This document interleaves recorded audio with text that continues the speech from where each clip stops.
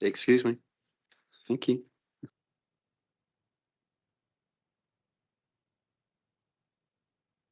So, have we any apologies for this meeting? Yes, Chair. Councillor Laura Blumenthal has given her apologies, and Councillor Alison Swaddle is here as a substitute this evening. Okay, so the minutes of the meeting. I wasn't present at the last meeting, so I can't make a comment on these. Is anybody prepared to propose that the minutes are an accurate record? Thank you, David. And those that agree? Thank you. Any abstentions?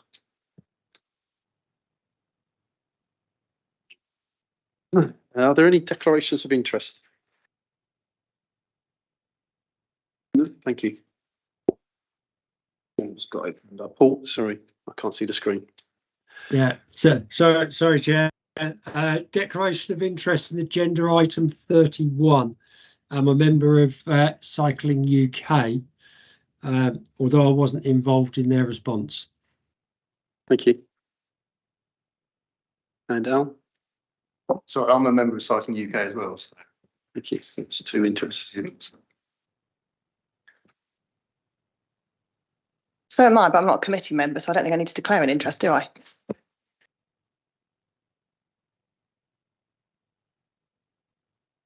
Any public questions? None received, Chair. Thank you. And we do have one member's question. Gary's online. So, Gary, would you care to read your question, or would you like it read from here? I'll ask the question standing in my name. Thank you.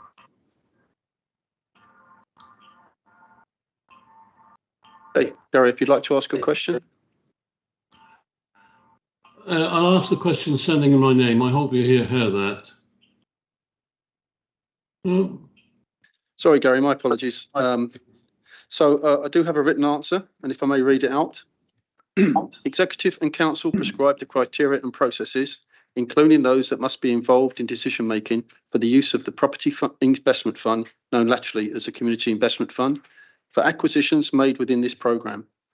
In all cases, external professional expertise has also been used to inform the decision and the strength of investment.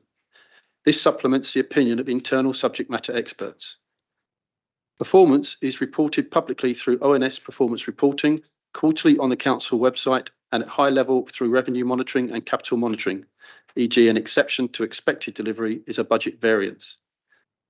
Both internal audit and external audit have reviewed our activity and have provided strong assurances on our approach and practices, including compliance with the arrangements approved by Executive and Council. Furthermore, there has been specific scrutiny by ONS on the investment activity. Given the commercially sensitive nature of the negotiations on these acquisitions, at times, and often temporary, non-disclosure requirement is in place to enable those negotiations to conclude in a timely and commercially sensitive way and ensure they represent the best value to the Council. A non-disclosure agreement is currently in place with regards to the care home on Barkham Road. The purchase price for the home will become publicly available following the sale, which is expected to complete in September. Meanwhile, I understand that the Executive Director of Adults, Children and Health has offered to talk you through the business case, including the cost of acquisition, but this would obviously need to protect the current commercial sensitivities. That's the end of the answer, Gary. Do you have a supplementary question? Well, yes, I do. The LGA commented on Woking, not Woking Borough, but Woking Council's financial position with debts of 1.8 billion and rising. The LGA went on to say that their investments failed to deliver returns, resulting in unaffordable borrowing, inadequate repayment plans, and high value irrecoverable loans. The LGA also said that local authorities must not forget their primary purpose is regeneration, but property development it is not. The skills needed by local government leaders must match the challenges and expectations of the public, not just the skills and professional capabilities of the officers, but also the skills of elected members to offer challenges and understand risk. The Chartered Institute of Public Finance and Accountability point out in their lessons learned from reporting previous 114 notices, if members are not informed enough to make decisions and challenge effectively, they are more likely to take easy routes. Members need to be engaged and financially literate to understand all aspects of the plans and issues that come before them. If there is no challenge, then members may not recognise how serious the situation is. My question is, how can this be achieved when elected members are asking questions that challenge decisions are denied requested information? I must also point out that as elected councillors are not to be trusted, it would appear. So is this approach a train wreck awaiting to happen? Thank you. So thank you, Gary. I will turn around and say, sorry, what's it going? So I will turn around and say that I do expect actually this requires another written answer to this, but I will make a comment in that the question, sorry, I need to get this right.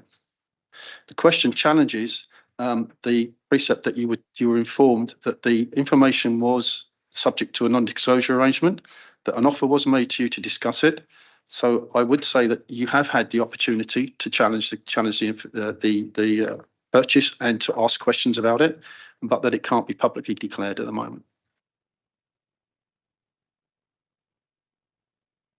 That's it. Thank you.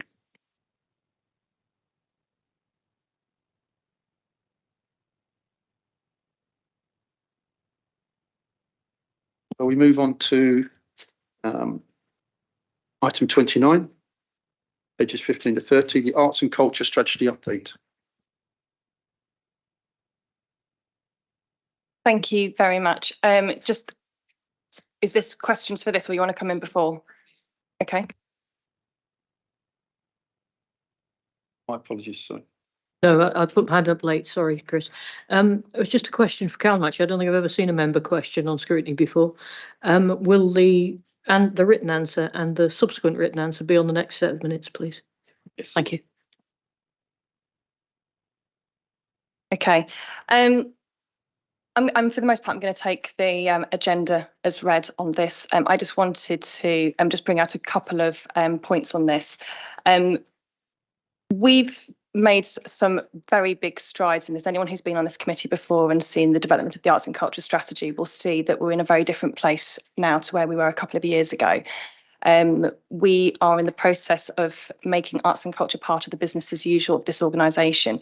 The reason why arts and culture is such an important focus for this administration is not just because of the intrinsic value it brings, but also the economic and social value as well. And you'll see in the report a lot of the work that has been done around this.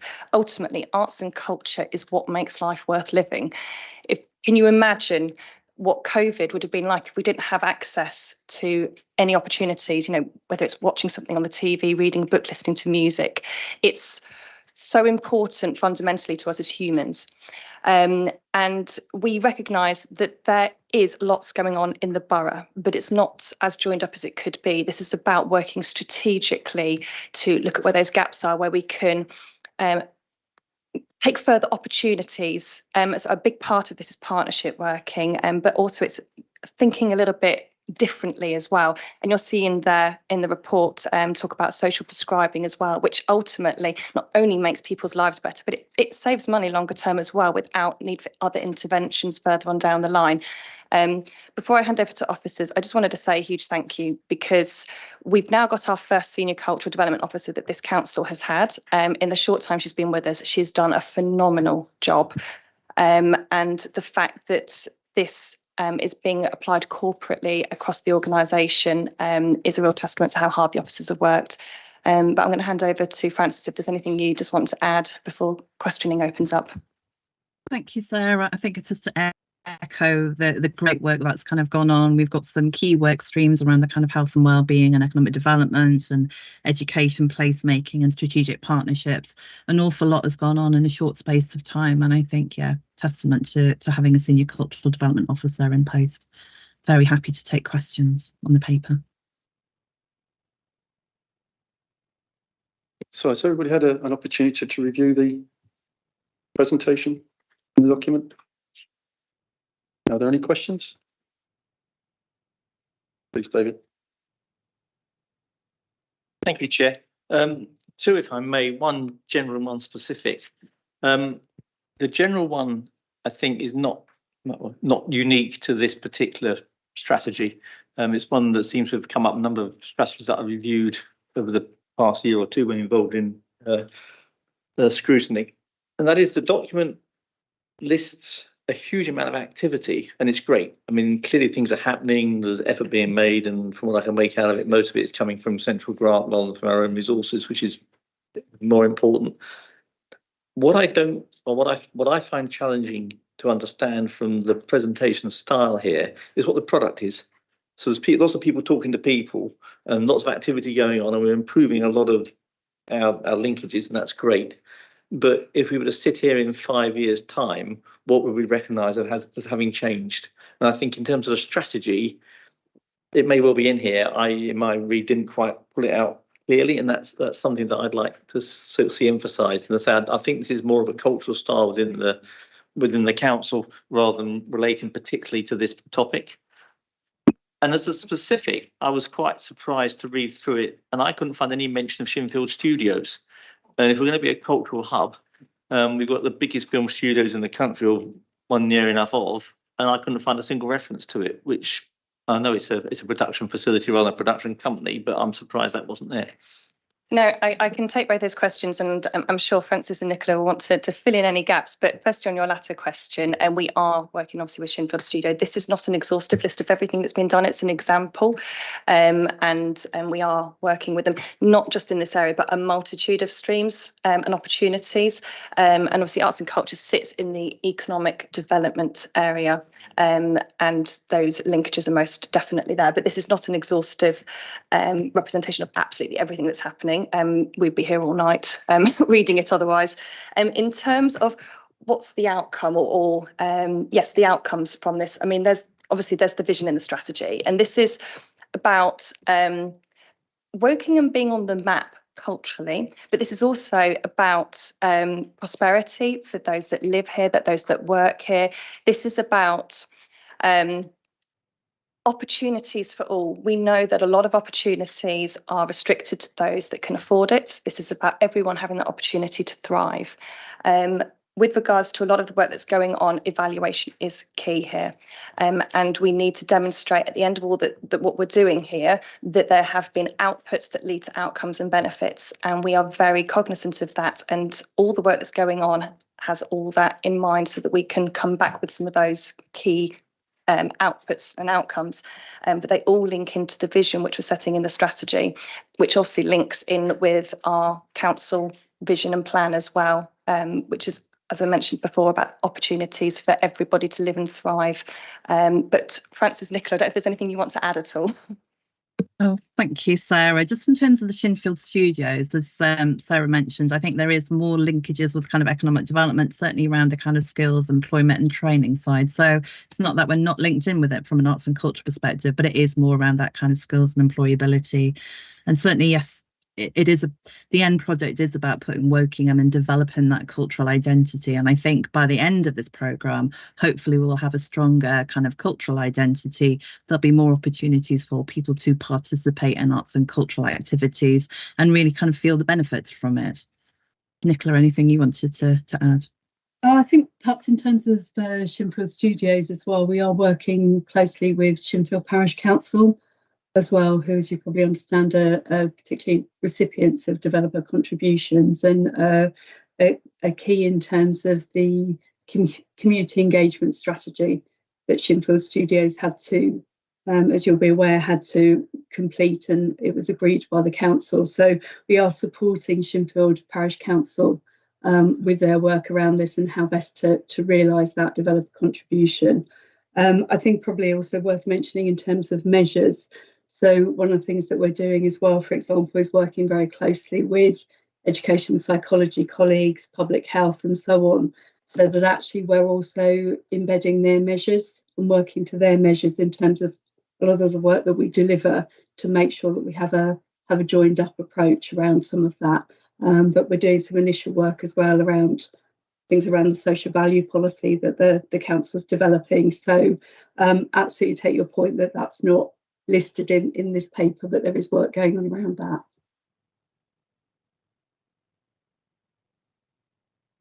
David, Yeah, thank you for those explanations. That helps. I think I'll come back if I may. I think perhaps I was also trying to allude to the fact that there's an awful lot of stuff in there. And I do wonder whether in trying to achieve the breadth that you're trying to achieve, and particularly the linkages, which is really worthwhile, they will multiply efforts rather than add. But are you trying to do too much? Is there a sense that there should be a bit more focus, a bit more punch in this, in particular key areas, rather than spread yourself so thin that you move forward very gently on a number of fronts, but it's millimeters rather than meters? There's always that risk. This is a post that we've got through grant funding for a certain amount of time, and one of the big key outputs from this is embedding in the organisation, so it's business as usual. So we actually think about how we use arts and culture from the concept of something rather than an add-on later. So to allow us to get across all these different areas, we need to start sowing the seed. I'll see if Francis and Nicola want to add further to that. Yeah, I mean, we have a limited resource in what we've got with the arts and culture post, and I think it is around trying to embed arts and culture across the organisation, build those partnerships, and hopefully from those partnerships you've got some sustainability into the future. And really, by hopefully us building our kind of evidence base, it will inform future funding bids and so on. So we are trying to create that legacy, I suppose. Nicola, anything you wanted to add? you're on mute. I'm on mute, apologies for that. I think as well, in terms of, and perhaps again might be a little bit lost in this paper, there are areas of focus that you might have seen around public health and wellbeing. So that is a big sort of key area, and within that are a number of key programmes, one of which we have developed with University of Reading. So the health and wellbeing strand is an area of particular focus, whereas there are one or two other areas where they will need to be phased in, given that the strategy itself is longer than the duration for which the post is funded at present. So I think, there are those areas, there's things around education and other areas included, but there are some very key areas that we are focused on and doing work underneath those headings, if you like. I just wanted to add one further thing, sorry, and that's just to add the huge appetite that's out there for this to be happening. There's been, let's say, some false starts in the past, and we've now got a much more strategic approach to this. We're working very closely with partners. You'll have seen about the Arts, Business and Culture Forum that's been set up. People are chomping at the bit here, wanting to take things forward in partnership with us. So there's a lot going for this. Pauline, could you? Thank you. Thank you. Being the person I am, my eyes lit on the bottom paragraph of page 18, which was talking about libraries. And I'm very passionate about libraries, and particularly our library service, which I think does a brilliant job of getting more people in and not just being a boring library, but actually developing all sorts of other things. And I was interested to see the development of a library branch and delivery of activities, and wondered if you could tell us a bit more about that. Yes, Nicola, I think you've got more of the details of this. I'll let you go. Yeah, certainly. I think that was actually a bid that was led by Jackie Whitney and Richard Alexander, who, as I'm sure you're aware, manages the libraries. And it was a bid that went to the Arts Council, which I have to say, sadly, didn't get through the first phase. So that particular area of work won't be progressing as it currently stands at the moment. And I think we're sort of looking at possible alternatives around that. And as I'm sure you're aware, some of the capital developments, the needs of the library service are sort of quite pressing, and that was identified as a potential route get funding to not only support that capital work, but also some activity that went into that to support communities. But sadly that bid wasn't successful. Thank you. I think on that basis, it might be useful at some point for somebody to annotate which bits of these things have actually been finished, which bits of these things are underway, and which bits of these things are not going anywhere, so that we know what we're focusing on. So I think the point made earlier about having a very long list might be aided if we take the stuff out that isn't going to happen and just focus on the stuff that is, and say thank you for the things that have happened and move on from those. In light of this particular one, the time frames that we have to get these reports in to the committee, we didn't know that at the point we had to submit this ready for publishing. So but I understand the point about putting it into where we are on things, but that's why that's still in there. I wasn't complaining about it being in there. I just think it would be useful to weed it out into done, in progress, either finished or failed, one of the two. Good point. Thank you. Yes, because the analysis is headed, a number of actions have been successfully progressed, but I think which did lead us to believe they've been achieved. And some of these are in progress, aren't they? They're being progressed, which is why I'd like to know a little bit more of bullet point 17 about working with the planning policy team to assess whether a new policy is required, because the next bullet point says inclusion of the above within the new local plan. So I'm not quite clear whether you worked with the planning policy team, whether a new policy is required or not. So I'd just like to hear a little bit more about that, if that's okay. Yeah, do you want me to take this one, Nicola? Yeah. Okay, so we are working with the local planning policy team about having a draft planning policy in the new local plan, and that will be around kind of, can we get arts contributions from developers? So with the new local plan, everything's going to have to be viability assessed. So our intention is that we include something around the kind of arts contributions, whether that's something around kind of public art or whether it's contributions to kind of arts activities. It would be great to go in there. Then we've got a planning policy going forward for any new developments will then give a contribution. It will then enable us to have an arts and culture pot going forward, hopefully. So yeah, the intention is that planning policy, that draft planning policy, will go into the local plan, and then it will become viability assessed. And whether that goes forward is really dependent on, is it viable for developers to provide that contribution? If so, then yes, hopefully it will then go into the local plan. And I hope that answers that one. So when do you think the working party will conclude whether a new policy is required or not? Because obviously we're all keen that a draft local plan will be coming forward very soon. Yeah, that certainly won't hold up the local plan update. So we're working with colleagues at the moment to get that kind of drafted and done and out. So yeah, it certainly wouldn't hold up any timescales on the local plan. So is that in a few weeks or a few months? We're working with them over the coming weeks, so yes, it certainly won't hold things up. Thank you.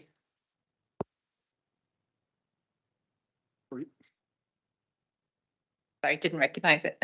Thank you very much. I'd like to ask about, given a strategy, what challenges you envisage being presented in order to move forward with this. I mean, what I got from this was the one about funding, yeah, which is like a constant refrain. But the difficulty with that is that we can end up looking like we're just chasing money rather than having any kind of strategic strategic coherence, yeah. And this is partly an issue of presentation, because we have a list of applications, some of which are successful, some of which are not. But it would be good to see it kind of grounded in some that we're not simply chasing after grant money. I know you're not, but it can give that impression that is the core of what we do, whereas there should be a core of what we actually want to achieve. And going on from that, one of the things that would be nice to see as a desired achievement is the kind of integration or the bringing in of people newly arrived in Wokingham. I mean, this goes on to including this in the local plan. But, you know, several residents, I mean, quite a few residents that I've spoken to who newly moved in feel that there isn't much cultural offer to them, or they don't know how to access what there is. I mean, you talk about a sort of like a vibrant local partnerships being made, but those are ones that tend to be honest, people who've lived here a long time. Yeah. And so there is an issue about outreach towards people who've moved in and might not know how to access some of those things. So like one big issue about the coherence, and the other is about, you know, bringing people in from the, you know, who have newly moved to quite often new developments, and how you make an offer to them. I'm happy to start off with this. I mean, there's already been some mention of one of those new strategic developments in Shinfield. I'm actually going to meet them tomorrow to discuss this very thing, actually. Obviously, they've got an existing community and they've got new community that have moved in, and looking at opportunities that can help to, because it's not just about bricks and mortar, this is about building communities. And that ties in very much to the answer that was given to Alison's question as well, and why we're looking at this.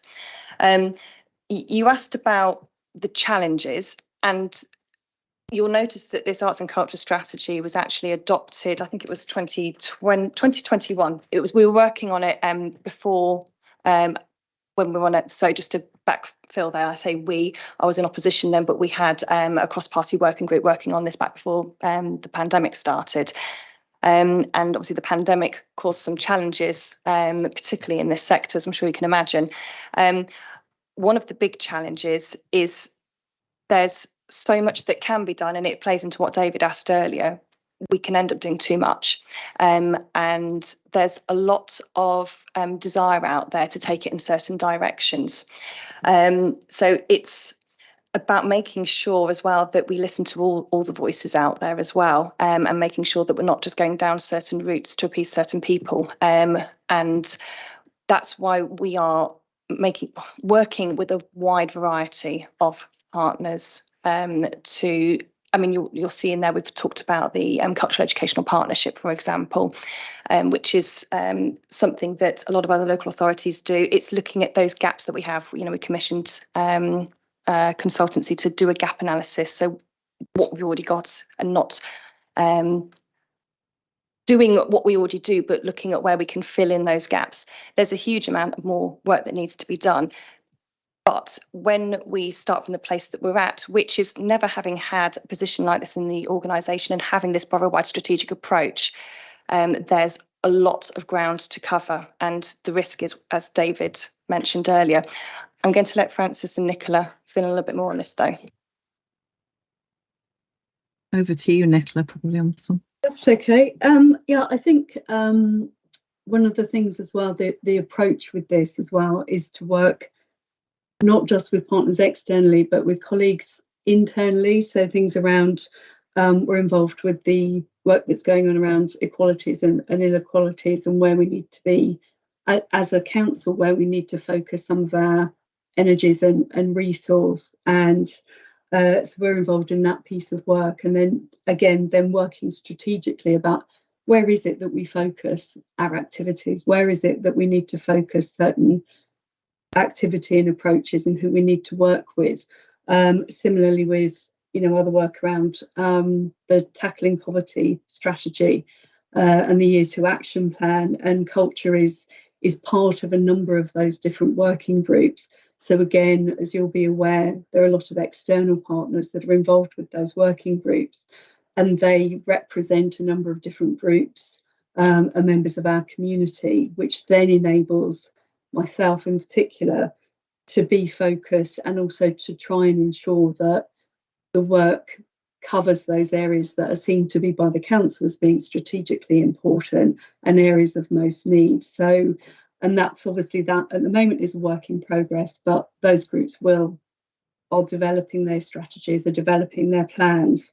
And I think by the advantage of culture being part of those groups is that we can take a more strategic approach. We can try and ensure that the work that arts and culture does is very much aligned to where the council wants to focus its energies and attention, but also in terms of the fact that it's not we are working with other vulnerable groups. We're also working with around things like arts-based social cohesion.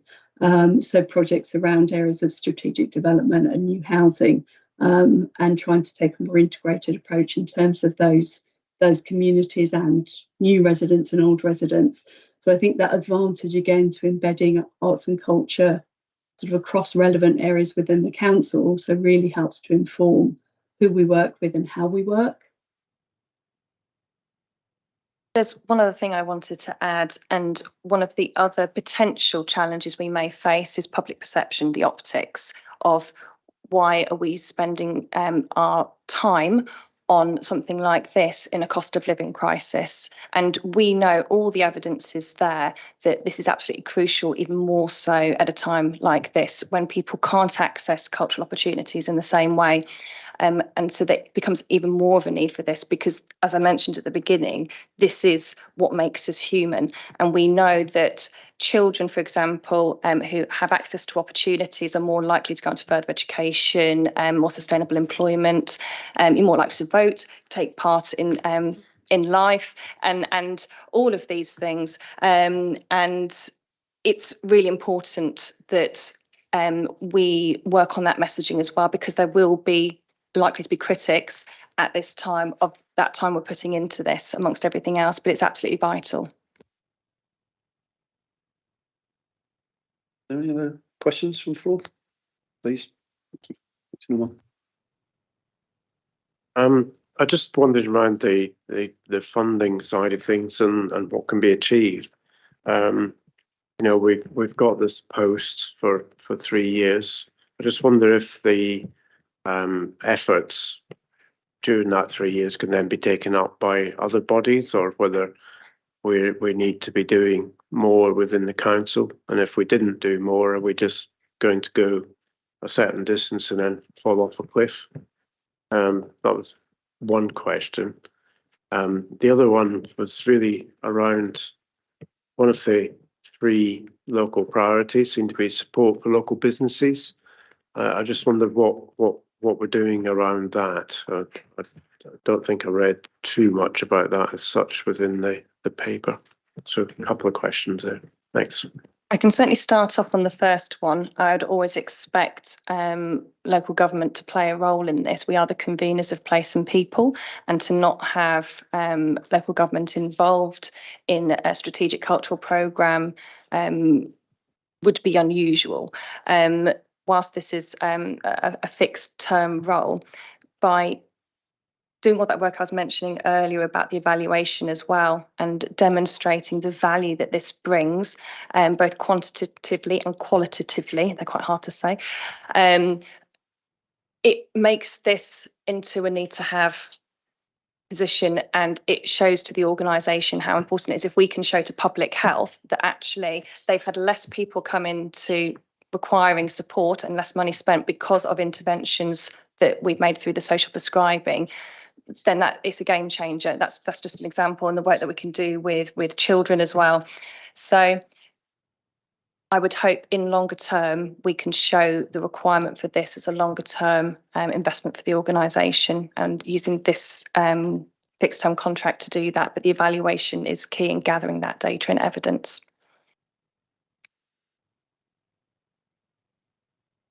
Well, thank you. So there was another question that Norman had, and I'm hoping that Francis and Nicola can help with that. That was more specifically about the businesses.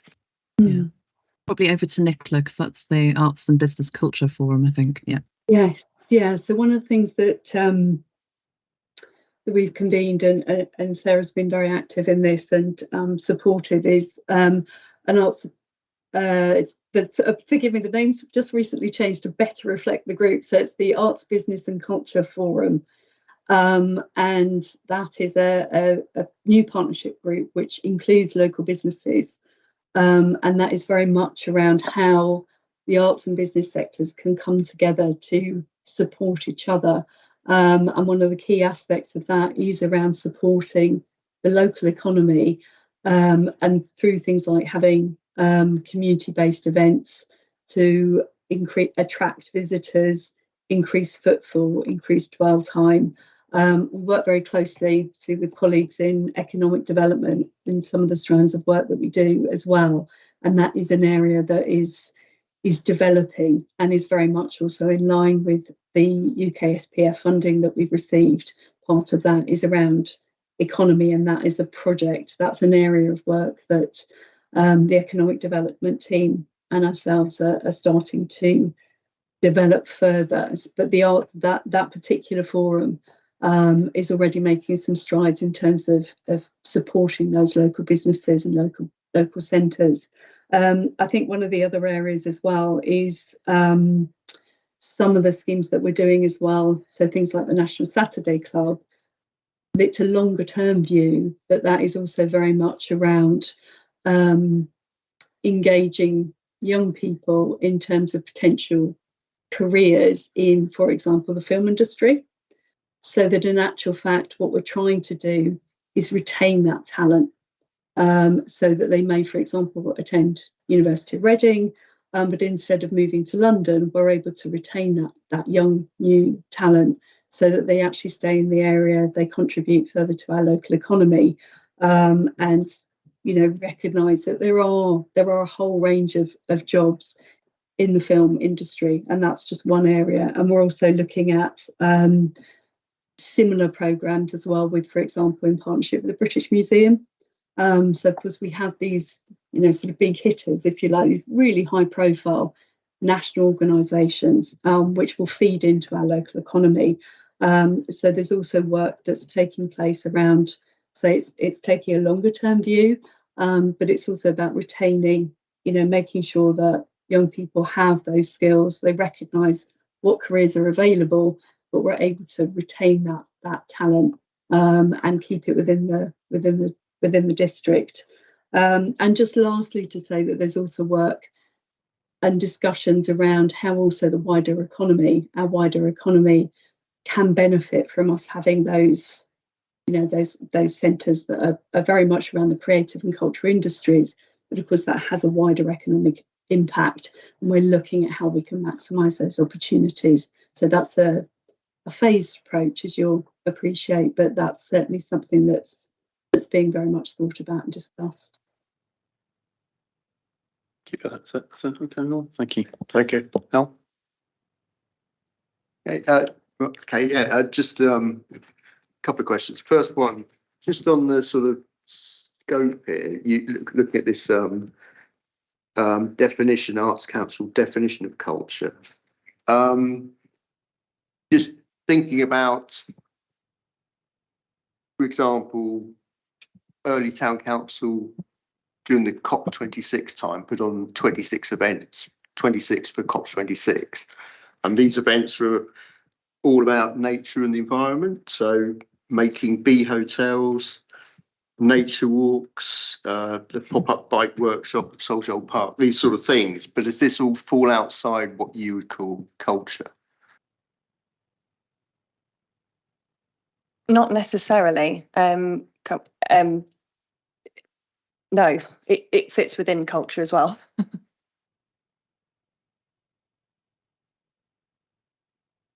Okay, so I do have a question or a comment regarding David's view about Shinfield Studios, the answer you've given to Norman regarding how you're dealing or interacting with the university. I feel that the university and Shinfield Studios are really good platforms to advertise Wokingham's activities, at the same time introducing it to the student bodies that are growing up now, that these are industries that they can get involved in. And I don't see a lot of advertising going on or push, if you like, for the different courses that the university intends to run for the arts and for the industries that's going to be in the background. Is there any activity or interaction going on with the council and the university on that theme? Shall I answer that? Yeah. I think one of the things is I'm aware that colleagues in economic development, because things around skills and training, they have a very particular remit, and I know that they have been having conversations with the university around some of that work. So again, I suppose going back to your point as well about trying not to spread us too thinly and not perhaps achieve as much as we could within arts and culture.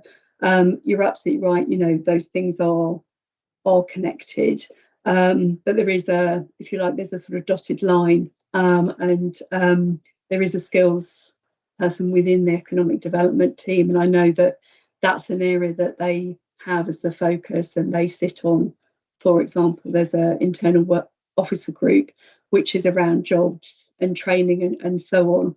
So I think currently that's where those conversations have sat more than with myself. Okay, thank you for that.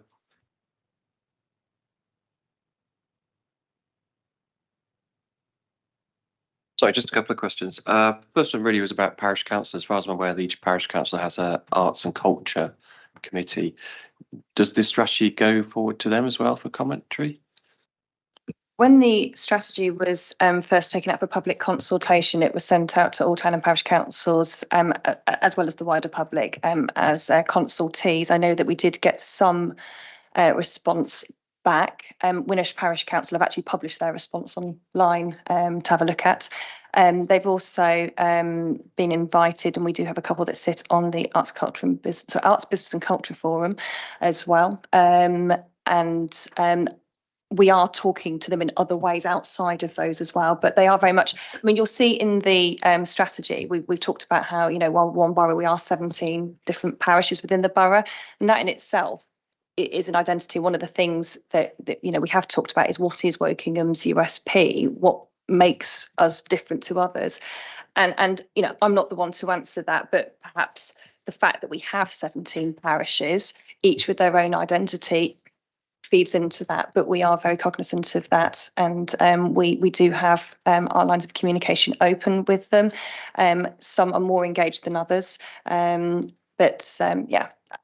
Nicola, Francis, I don't know if you want to add further to that.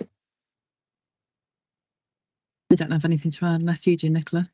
No, I think as well some of those relationships are developing, and as Sarah's indicated, some choose to have more contact with us and perhaps feel that they need or would like to have greater engagement than others. So it's a sort of dynamic relationship, but yes, you know, we said, to reiterate what Sarah said, you know, we have a level of involvement more closely with some, and again, those conversations are developing and evolving. And I think, you know, I came into post in January, and so as well, you know, around I think just an awareness as well for some of those parishes of now also knowing that, you know, someone's in post and that those things are developing as well. So it's, you know, it's an ongoing process. Thank you. The other one I have is really about young adults. So we have teenagers, the age group 16 to 18. And I know we had a young adult come to the council asking what's happening, and was told you can go to a coffee shop. And I just wondered how you're engaging with those group of teenagers who are looking for stuff to do. I know there's sports facilities, maybe other arch stuff. So just want to see about your positive engagement with that type of group. Yes, so shall I take that one? Yeah. So I can start anyway. So when I came into post, we had the council had some external funding to, and I know Sarah's alluded to this, to do a piece of engagement with children and young people across the borough around what they were currently participating in terms of arts and culture, but also what they would like. And thirdly, and I think also importantly, what the barriers are that some of those children and young people are facing. And we did a lot of face-to-face creative workshops to find that out. And there was also an online survey. And so I think that, again, that was the start of that process. It was very useful. I think one of the challenges, and I think this also partly comes back to resource and what we can realistically provide, and looking at how we can best focus our energies and our efforts on that. One of the things that came through, which was really interesting with that piece of work, there was no question specifically around health and well-being, But one of the things that came through as a really strong theme was how many children and young people recognised that arts and health, arts and culture and participation in that is beneficial, and that they wanted to see more of that made available through various different programmes. That is partly the reason for an area that we're focusing on in terms of arts and health, both in school settings but also importantly outside of school settings, and that's an area for development. I think as well, moving forwards, there are some plans, but they're not far enough forward to include in this paper. But I know the intention is to talk about that and bring this to this group at some point, around utilising the UK SPF funds to engage with more people within that age group that you've mentioned, and to utilise that funding for some of that work, so that we can start to make some more inroads on that. But that piece of work was actually very informative and very helpful. And we had a group of young people in that age range that you mentioned actually co-create that piece of engagement work. They took part in sessions where they gained skills in not just co-creating those sessions, but also co-delivering them, and also to make a film. And we've got their details and are looking to work with them on the next stage of working particularly around schemes for that particular age group. Just got 2 more points. I think that sounds really, really good. It'd be nice to have that publicised a bit more, because I wasn't aware you'd actually done that. So my apologies on that. But yeah, criteria for success. How do you know that you're successful with this strategy? That's my one question. And then my final question is, I know with the film industry that they do have funding available for putting jobs to students from universities. So is that something you're aware of, and is that something you're communicating to the university and vice versa to the film studios? Say, look, you do realise there's a bunch of funding for people to get employed by you. I mean, are you happy for me to answer? Yeah, that? go ahead. Yeah. Okay. I'll do that in reverse order if you like. So I'm not sure whether it's the BFI that you're referring to. They are particularly interested in our borough, as you might expect, and have already made quite a significant contribution to work that colleagues in economic development are undertaking. And again, I think this is probably where there's this dotted line again in terms of the who's doing what and the areas of focus. So I know certainly, as I say, that the BFI have contributed to some of the work that they're doing. The National Saturday Club, actually, I know this is slightly different from your question, but that has been made possible through funding from the BFI, through the British Film Institute. So we are currently accessing some of those funds and working with, for example, the BFI on that.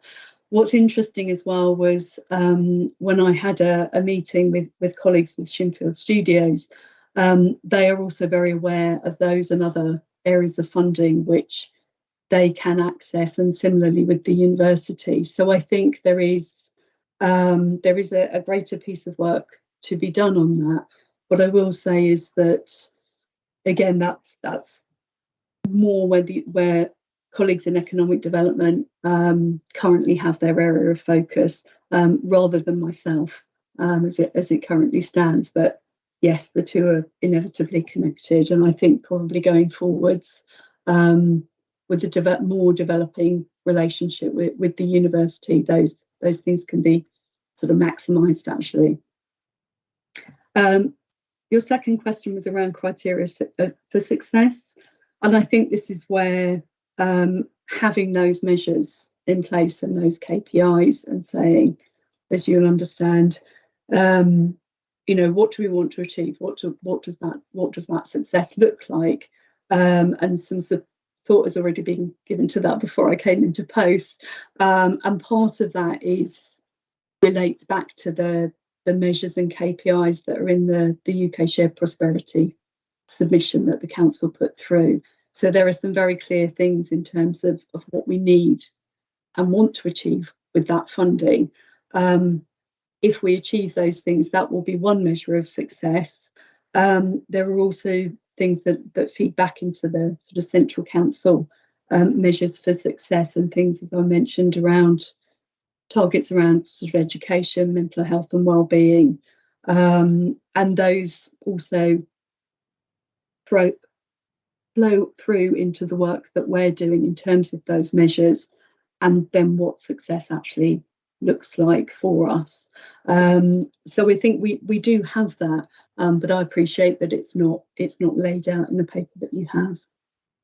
Yeah, and just to add from me, I think more generally, success is going to be embedding arts and culture across the organisations, having those really kind of strong strategic partnerships ongoing, where we've got to a point where we've got a really good kind of social value kind of evidence base, where we can demonstrate the additional value that arts and culture brings to things like health and well-being, how we're utilising really a small amount of money to actually generate bigger savings later on. So if you're looking at something like creative social prescribing, actually spending a small amount of money doing that will save kind of service areas, you know, a bigger amount of money kind of later on. So I think it's having that really kind of strong evidence base as well. And we've got arts and culture kind of a sustainable kind of legacy going forward. So yes, more generally, that's what kind of success looks like too. And also in the strategy, you've got the 6 strategic priorities in there, each with a range of outputs there. So delivering on those as part of the strategy. Again, another measure. Thank you.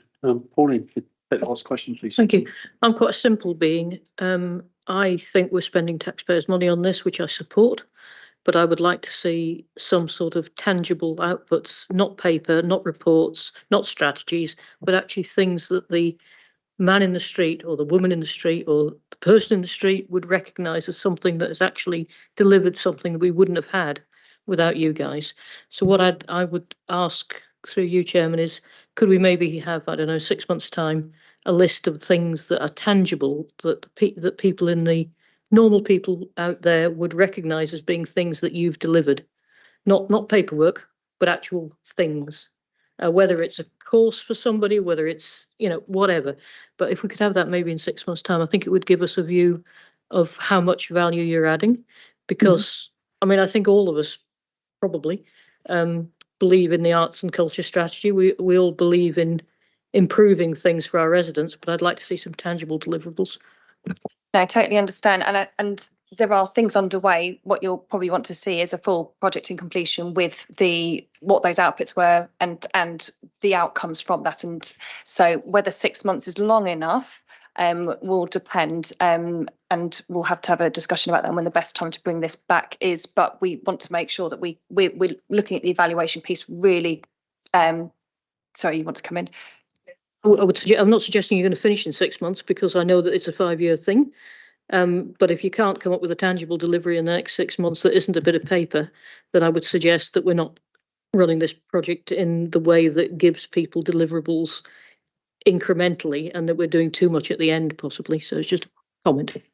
No, that's fine. I mean, this is a whole programme of work with a number of projects throughout. So I believe this was always down to come annually to this committee anyway and provide an update on that. So, but we can have a discussion about with the chairman as to what we can bring in at what time. We can bring you some outputs from things that have finished. Might be small, but we could bring more further down the line, because as Nicola said, you know, only so long being in post, and the amount of things that have got started in that time is huge. And you know, we're very excited about being able to present those those outcomes when we have them. I think that's my worry. We've started a lot of things. We've got a lot of words. We've got a lot of paperwork. In a way, I'd prefer, as you would, to see a few things finished and then other things started, rather than this sort of wide front that does 10% of everything. It's my worry. So if I just make a comment on that, I'll discuss with Sarah and with Callum. We'll look at a reasonable slot to go and put this into. But I think you're right. It would be good to see something tangible, and we'll just plan that into the worksheet for early next year.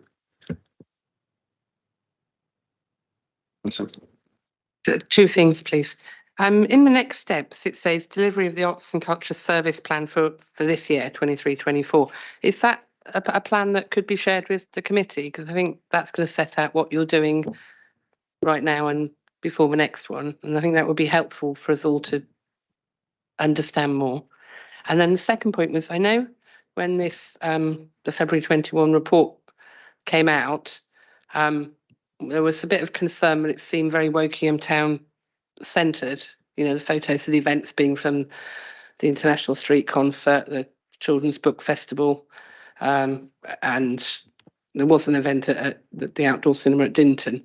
And so when I read the report, which please excuse me, but I'm subbing and I only saw it this afternoon, I was looking like, oh, I hope, you know, there's mention of what's happening in Early and Woodley, and there wasn't anything like that within it. So I just wondered if you could tell me some of the events perhaps that had gone on in Early and Woodley in the last year.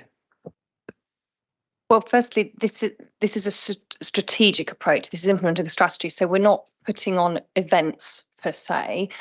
This is, yep. So, yep. So, I mean, there's all sorts of events that happen. Some of them, well, usually by partner organisations. It's about enabling and empowering them to do that. Believe me, one of the things I constantly say, and Francis and Nicola will recognise this, is we must not be Wokingham Town centric.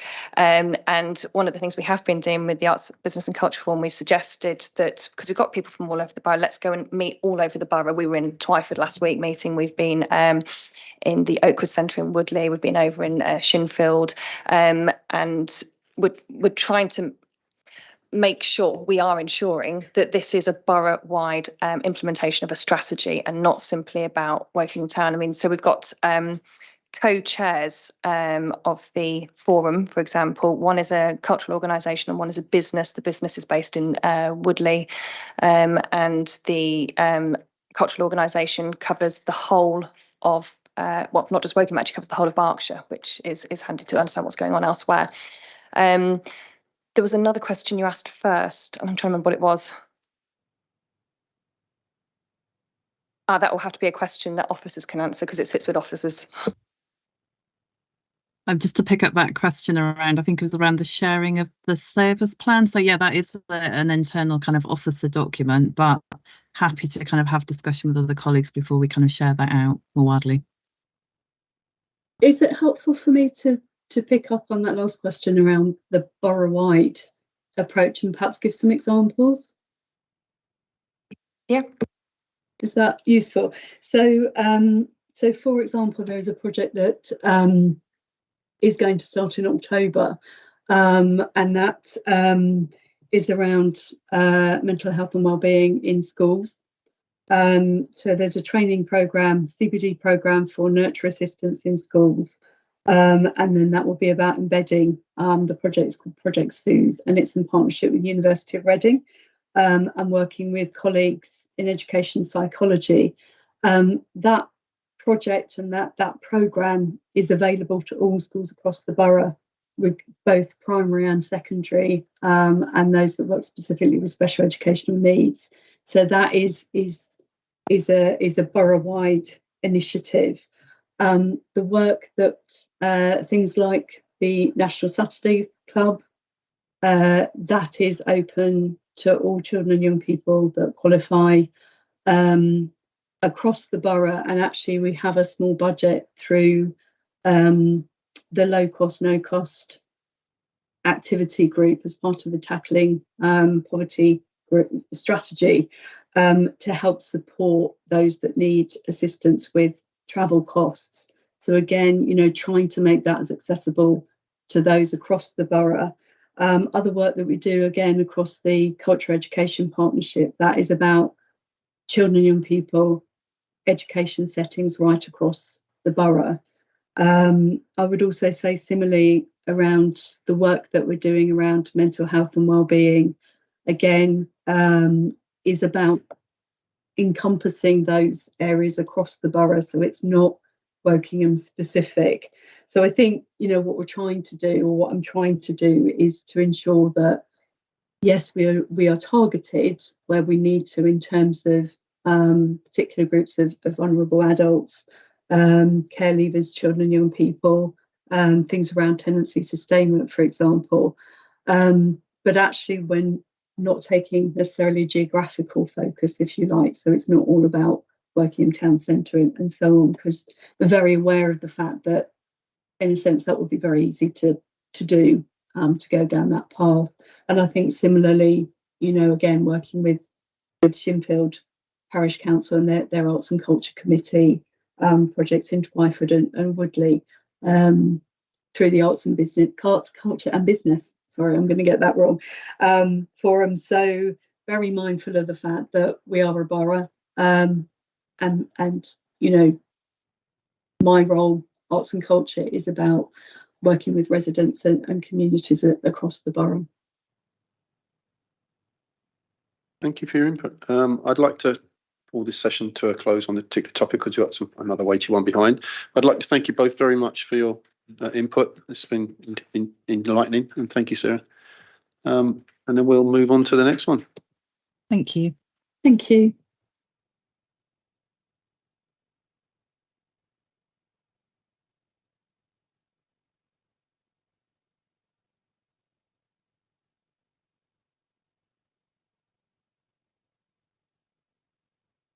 Paul, are you ready to introduce the next topic, LTP4? Sorry, It's the other one first. the other one first. Get it right way round. Sorry, the highways and transport update. Jumping the gun.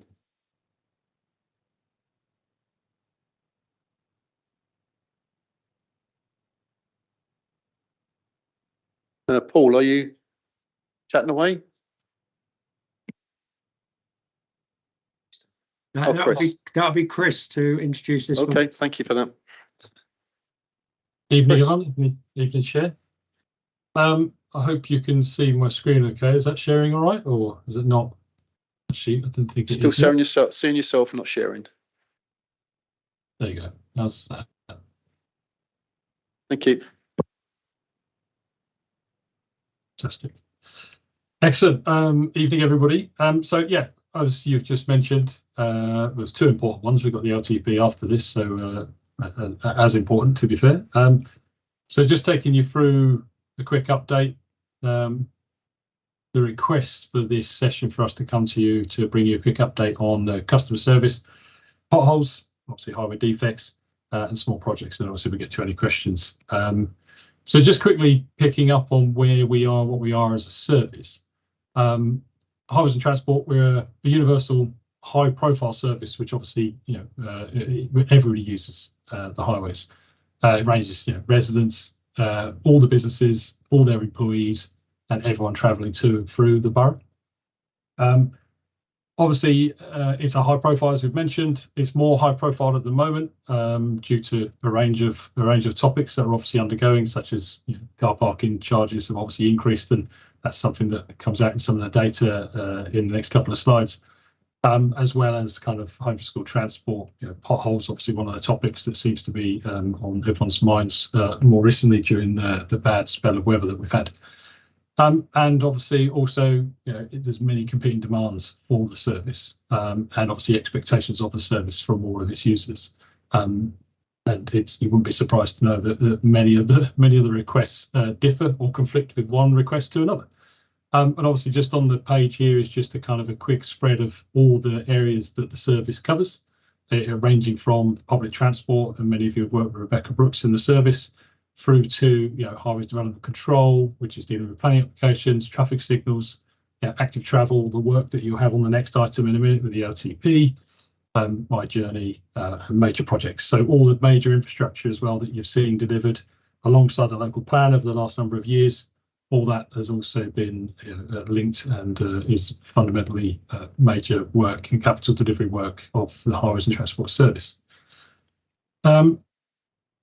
This just, again, many of you will probably know or have seen some of this, but this is just a kind of a highlight to kind of, again, just show the scale of the task that the service has and delivers, you know, the length of road network we have, including a motorway. We're one of the only local authorities in the country to have a stretch of motorway. It's not run by National Highways, it's run by us, the section of the A329M. And obviously all our footways, linkages, gullies, they're all really important, and making sure that they're managed and maintained correctly, again, to help that flow of water off the network, because water ingress into the carriageway leads on to our next part of this presentation in relation to potholes. Again, street lighting, street furniture, all those topics are fundamentally important to the service and need to be managed. This slide here just kind of highlights some of the features and obviously the responses. So this is just a snapshot for July, what we had received this month. This doesn't include our CRM system or any of the reported items that come through the HIM system, which go directly to our framework contractor, Volker Highways. But obviously, one of the reasons I wanted to show this slide was just the work that we've been doing on customer service and improvement over the last 6 to 12 months. We have seen a reduction in the number of queries and complaints coming through to the service. So some of the work that we've introduced has had an improvement. Unfortunately, as you'll see here in parking in July, we did introduce the parking charges and we saw a spike. So the improvements that we had started to make and see in those numbers, we were starting to get that gap filled up by obviously communication coming in, which obviously we had to deal with and respond to. Again, this is just kind of showing the calls that we receive. Now, obviously, we're trying to improve the customer journey to ensure that all our calls that come in for highways are dealt with correctly and through the highway service. So obviously here, it's not any way of a comparison, but it's kind of showing the volumes. So the red line is the line that comes through our customer service team, which is in-house. It's the general customer service for the whole organisation. And then obviously we have the Volker Highways line, which is the grey. And so obviously we need to work on shifting a lot of that back. So we kind of ensure that there is kind of ultimately one line that has similar numbers. We are working on reducing them by introducing a number of factors, which I'll get onto shortly. But again, just to show you the kind of the volumes that come through, and this is just call and emails that are received. So basically just running through what we have done and what we are doing. Today, it's quite well timed actually, we have a new customer service experience manager who started within the service. So we're taking control. We've had great help and success through the customer service team, but obviously we need to try and have real ownership of that within our service to improve what we're currently working with. So we have a new colleague that started today. Alongside her, we've also got a new project manager, which is going to help us coordinate a lot of the projects and a lot of these types of improvements that we're working to. And those two roles are they're fundamental in the improvements that we're planning to make and are making. We also have a contract manager. The contract management is vital, and it's a fundamental key part of any improvement to the service. We have some big contracts, obviously the one we currently have with our term contractor, Volker Highways, is key. We have had a contract manager in the past, and we have a temporary one at the moment. Unfortunately, due to ill health and other reasons, we've had some vacancies, and we've been trying to cover those over the past few years. We have made some good headway, but obviously we now have correct people in place and about to be in place over the next few months, and that's one of our key drivers to improve that. So leading on from the recruitment, it fits into kind of the one team approach. So we're doing some work internally through our service planning and development of the service to try and, I wouldn't say we work in silos, but we're trying to obviously reduce those walls where there are some kind of silo working to ensure that cross team collaborative planning and in fact partnerships are bringing on board all of our partners. So greater, closer working with Thames Valley Police, with all of our internal colleagues across different service areas and different departments across the directorates across the organisation. And collaborative planning, again, is a key part of that in respect of we do work collaboratively with all of the utility companies out there on the network, as well as all of our own internal projects and other services. So you may or may not already be aware that 80% of the works that are undertaken on the highway network are undertaken by utility companies. That obviously we try to manage the best that we can, but we're required to manage them under the acts that require us to. but they have powers to enter the highway and undertake and protect their assets and access their assets for works. And we can't prevent them from doing that. So we have to work collaboratively with them to ensure that that's done. And where they do come in, we try to obviously link other utility companies in at the same time. It's not always impossible. It's not always possible. It tends to be bigger projects that's more achievable on, and that's what we work to achieve. Some of you may be aware we have introduced a CRM system last year. Now, the benefit of that was we were receiving numbers of calls and emails, typically the emails, and they were going direct to staff members. And it's very hard when someone's tracking something, if someone's on leave or if someone's away, there was no official logging for those processes. So by introducing this system, we're able to log, track, monitor and report, as it states. And we have seen that we are seeing numbers decline. We are receiving some feedback on that system, how it could be improved. And the council's working at the moment to introduce a corporate CRM system, which has a much greater range and ability to it. And we are second in line to have all of our processes improved and tweaked to move over to that service. So that will hopefully be coming in the next year. So some of the improvements that we're having feedback from members and residents, we are obviously taking those on board and will ensure that they are carried through as best we can. Internally in the service, across the whole organisation, in fact, the council's been running its customer excellence programme. And so as part of the highway service, all of our staff, it was mandated, we put them all on a 3 C's training. So the 3 C's training it's kind of the big 3 C's about care, clarity and confidence, if I remember correctly. And that's around obviously the empathy, the way we respond, easy to understand the information we provide and make sure the information is accurate and transparent for people to understand. So we're trying to get away from using acronyms and stuff because we know that kind of is not helpful. And obviously also working around the post of when the staff respond, try to think about the responses they give to ensure that the responses they give are correct, are accurate, and is it left open? Is there a question that a resident will come back with or a complaint because they don't understand it? We give, some people don't like the answers we get sometimes. They're given a no or they're given a yes. Yes is great if it can be delivered due to funding. And if it's a no, it's ensuring that we give the correct no. And so everybody understands the reason for that no is justified for the following reasons, whatever that may be in relation to policy procedure. And that will ensure that works better. So in general, there's many other factors. This isn't an exhaustive list.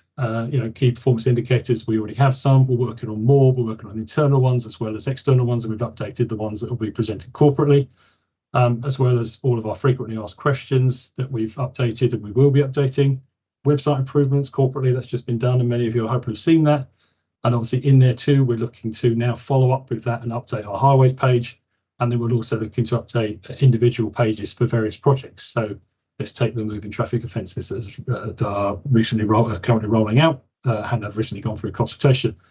Those types of things, we're looking to kind of create pages that will have all the history on it. So it will have any communications, it will have the EQIAs, it will have the consultation documents. So it's easily accessible to anybody who wants to look back and understand it rather than trying to filter through our website that sometimes isn't easily, well, it is now, but it wasn't as easy to navigate through previously. So we're looking to try and simplify it, make the information readily available, which will help many people through many questions they may have.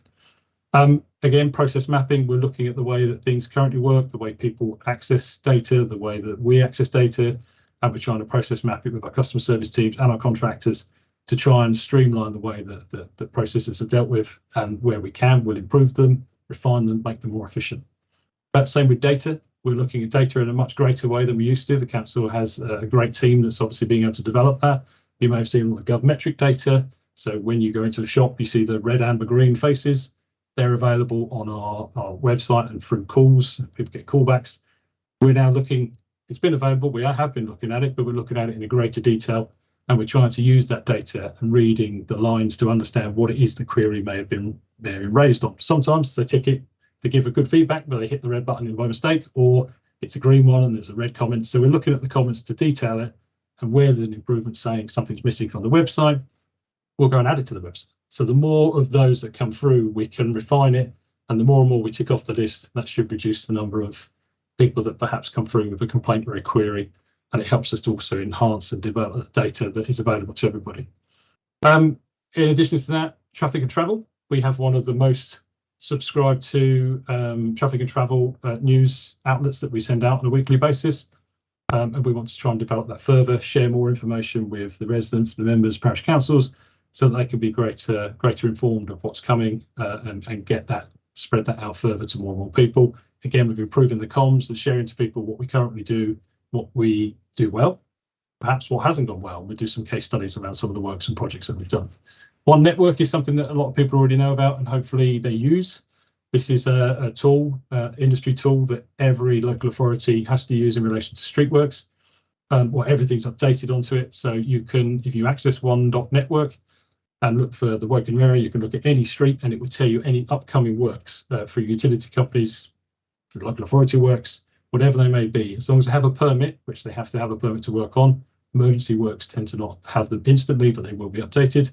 But that is your best go-to area, and we've sent out information on this before, but we can send further information or even hold some workshops if that is useful to any of you. Contract management enhanced processes, as I've mentioned, is really vital. We've got a new contract manager coming into place, and we're also, as of next week, I believe, or maybe this week, we have the first. We're doing some market engagement with companies such as Volker Highways. We're basically testing the market. We're going out there looking at best practice, engagement with other contractors, other delivery firms to understand, are we currently in the best place? Can we improve? If we can improve, then we need to have a look at our contracts. We have a big range of a lot of our contracts come up for renewal in 2026. And so we're currently doing that step now to understand what improvements can we make, and have we got the best contract, and can we get a better contract, and can we get best use and value for money out of those contracts. So that was a quick one on there. We'll pick up on any questions at the end if you have any. I hope you do. In relation to potholes, that's not one from Wokingham. I'm advised that is a stock photo, so I haven't seen one that bad in Wokingham, but I'm sure some of you may say you have. Obviously, as you may be aware, the typical pothole, the real cause for these is typically water that seeps through the asphalt through various gaps, anything that's impacted. A lot of it is down to utility work, as well as the way just the thaw, the freeze, the climates that we have. The wet periods we've had recently have not helped at all. But yeah, utility companies that tend to scar the carriageway and then obviously reinstate. The reinstatements are done and they are warranted for a number of years, but unfortunately, water egress does get through in many ways, and they are some of the weak points that we have to contend with. But we're not the only local authority by far. To report, hopefully many of you know how to report a pothole. We have this as our website page, and we can share a live link to that afterwards.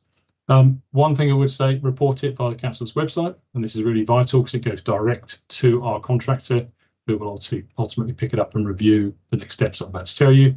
People do. We have a lot of people still, despite us getting that out, we will improve the comms around this, still putting things on Fix My Street.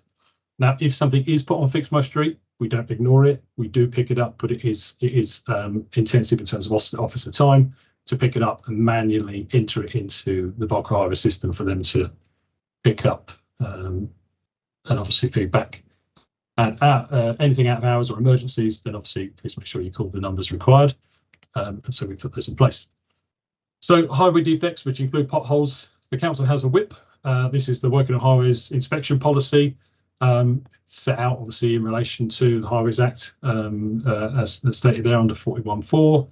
And it sets out the purpose around what we inspect, when we inspect, how we inspect, and the levels of inspection that are undertaken.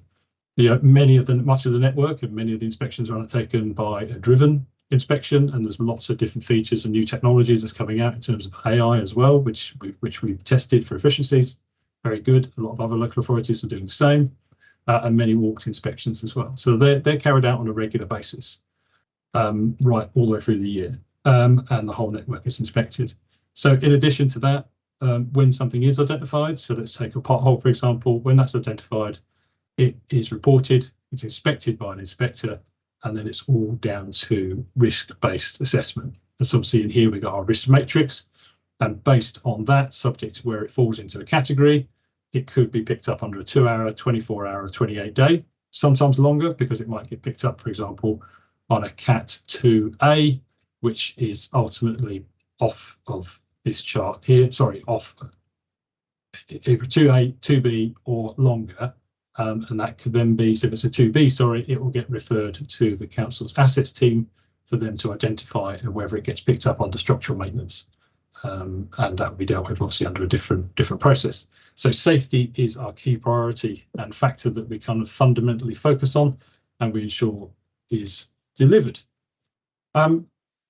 This was just a slide that we wanted just to kind of include for you so you could see, and it correlates very well with weather patterns that we've had. So we do collect the data, we do register the data online. And so just in here, you may see this blue spike. The blue spike relates to 2019-2020. And during that time, 2019-2020, December was the wettest December since 1921. And the December, January, February was the 5th wettest winter since 1927, if the data I've got, well, I know it's correct because I know who I got it from. And then in relation to the yellows, which are 2022, 23, leading into the purple for 23, sorry, the financial year 22 to 23. This, obviously, again, we've got two spikes, January, lower in February, but obviously a spike in March. So March 23, this here was the wettest March since in 102 years. And so again, it correlates well with, again, April and May, which again were the wettest periods that we've had. And then you can see it obviously slipping back down to kind of the typical trends that are not uncommon of the network. This one here is showing the numbers that we fixed. Now, obviously, you may see that they don't correlate perfectly with one another in terms of the number identified, the number fixed. That's also because we have people out on the network ourselves. So not everything that gets reported is reported by members of the public. We have our inspectors out who identify them. We also have variations because you may have a resident report it, and obviously a different resident may report the same query the following day or later on that day. And so sometimes we may have 2, 3, 4, 5 notifications of the same pothole, but clearly we'll only have one fix. You'll also have potholes aren't defined by the month that they land in. So you might have one that lands on that is identified on the 28th of the month, and that will then get repaired in the following month, for example, or 28 days, carry it slightly into the next if there's been a slight delay or it's been identified for patching works. But I think what's quite important to show here, this is data provided and obtained by the Department for Transport for the England, and obviously broken down to the southeast and including Wokingham. So this is important, but obviously it's just for the A roads and the motorways in our area. And again, you can see that as we kind of follow the line, our road network is in a good condition for those two category of roads. Then you move to our B and C type roads, which make up again a good portion of our network, and again showing where the England is, England including London, and in relation to us as the green line compared to the southeast average. Again, we're tracking where we kind of need to be or below, and then the one that makes up a lot of our network, the unclassified roads around. Again, we've got a good quality network that tracks substantially below the southeast average, and highlights that whilst we do have potholes, we do have a relatively good network. Don't get me wrong, by any shape of the imagination, it could be better, and I think every part of the country could be better in terms of its network.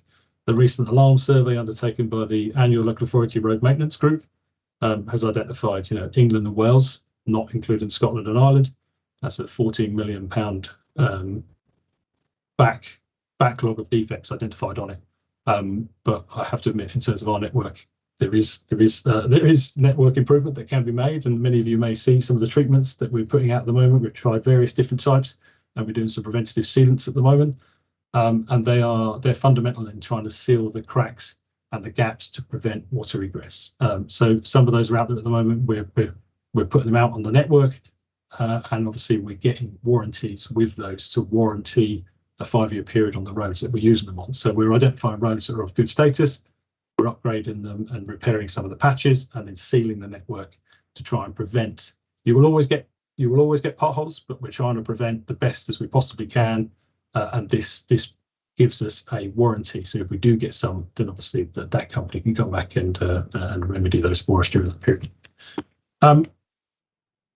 As I say, it was quite a whistle tour through. We'll pick up anything else during questions, and I'll hand over to Matt, who's been sat patiently waiting to just pick up this section on small projects with traffic management for you.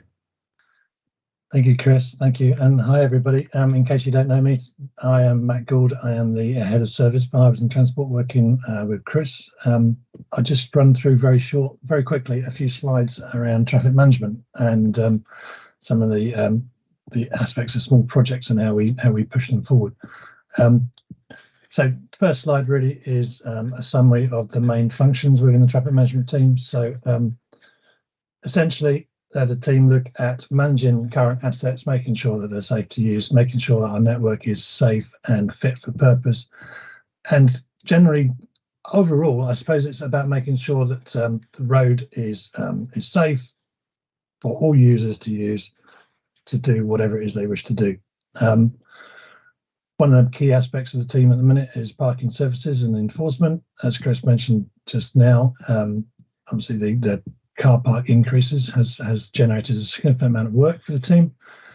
Moving traffic offences is coming forward and will be going live very shortly, within the second week of this month, where we'll be enforcing no entries, weight restrictions, no right turns, etc., using camera technology.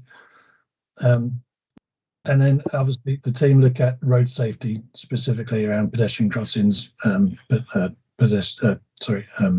traffic signal junctions, etc. So on the next slide, we have here just a summary at the top of the type of requests that the traffic management team received on more of a regular basis. So in terms of requests, these are requests from councillors and from members of the public, specifically around pedestrian crossings. We have many requests for parking restrictions, single keeps, yellow lines, double yellow lines, road markings, road signing improvements and additions. We get requests for traffic calming, and a key one is speed limits and requests for slowing speed limits down. Surprisingly, we don't get many requests for increasing speed limits, although we do have one currently sitting on our inbox to look at, which we are just starting to assess now.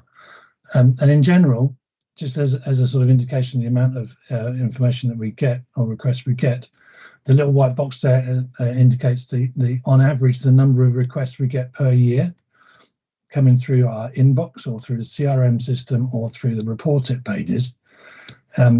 Of those, which you can see there's a significant amount of requests, probably in the region of 30 to 40 of those requests will actually make it through to a formal assessment process. Many of the requests are more around just clarifying the situation. There are circumstances where we can't provide what they're asking for because there are aspects of that already on the network, or just from a sort of legislative perspective, we just can't do it. So of those, we end up about 30 to 40% that actually go through an assessment process. Of those, you're probably looking at around 50% of those that actually make it through to a process in which we feel that there is a scheme that is worth pursuing and taking forward. So once we get to that point, we will assess the schemes on the basis of collisions from personal injury accidents. We look at traffic speeds, particularly when it comes to speed limit changes. We look at other issues around persistence of parking problems. We look at ways in which improvements might dissipate and move those problems elsewhere. So we try and manage that impact so that it doesn't have a negative overall impact. We look at pedestrian and cycle activities, particularly around crossings. We follow standard process on most of the cases here, and we come up with a decision as to whether that can be considered as a scheme that's supported by the council. It's worth noting that any speed limit changes would require our need to liaise with the police. We wouldn't proceed with a speed limit change if the police gave a formal objection to the limit change. And that's mainly because, well, specifically because the police are the only authority that can enforce speed limits. So if they don't agree with them, they will object. Whilst there is an argument that they have an obligation to enforce speed limits, there's always the risk that their limited resources will be so stretched that that it's not worth doing a speed limit change unless the police accept it and it is self-enforcing in that respect.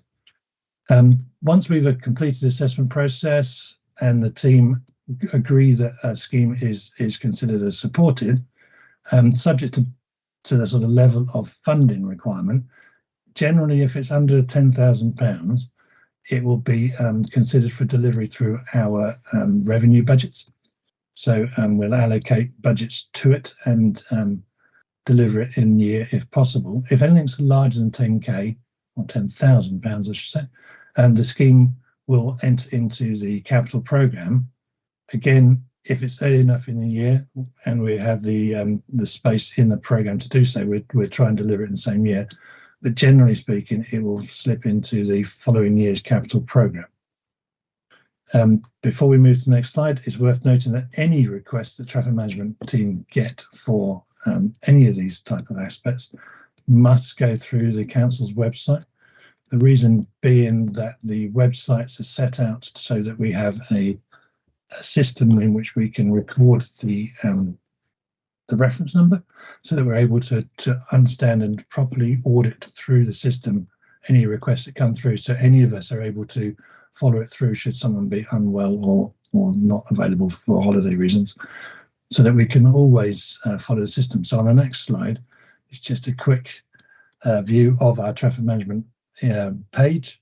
You have essentially two areas that I focus you on. You've got apply for traffic regulation order, which relates to your parking restrictions or your speed limit changes, and includes things like weight limits, no entries, one-way systems, or your banned left or right turns.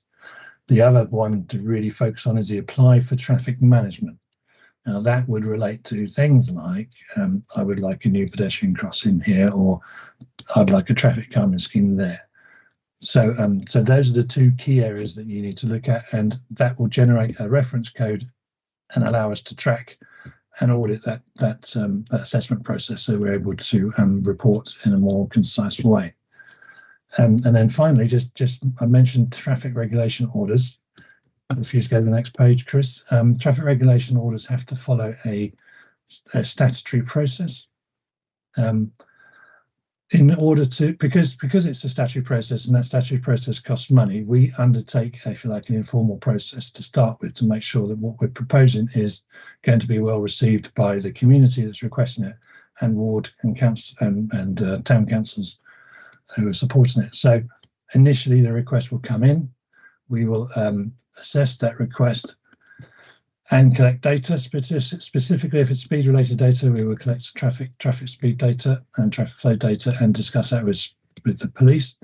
If the scheme is supported and the impact of that scheme has a net positive impact rather than a negative impact, i.e.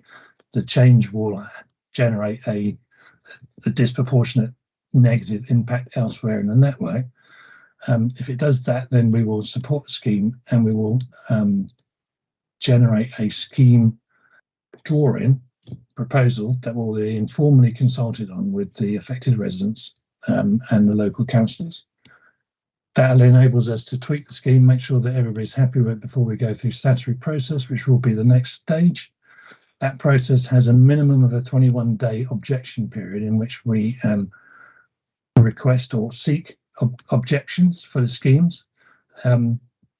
After that period, we will assess the comments received, and any objections received will be reported on either via an IEMD, an individual executive member decision report, or via report executive.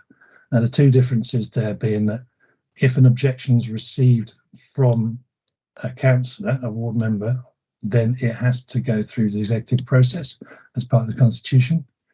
If it is generally members of the public that objecting, then the constitution allows us to make that decision via IMD. Once that decision is made, we can then proceed to the formal sealing of the order, and we would then publish the notice of making, which then identifies when the restriction comes into force, and then allows us to proceed with lining and signing to make it enforceable, and we proceed.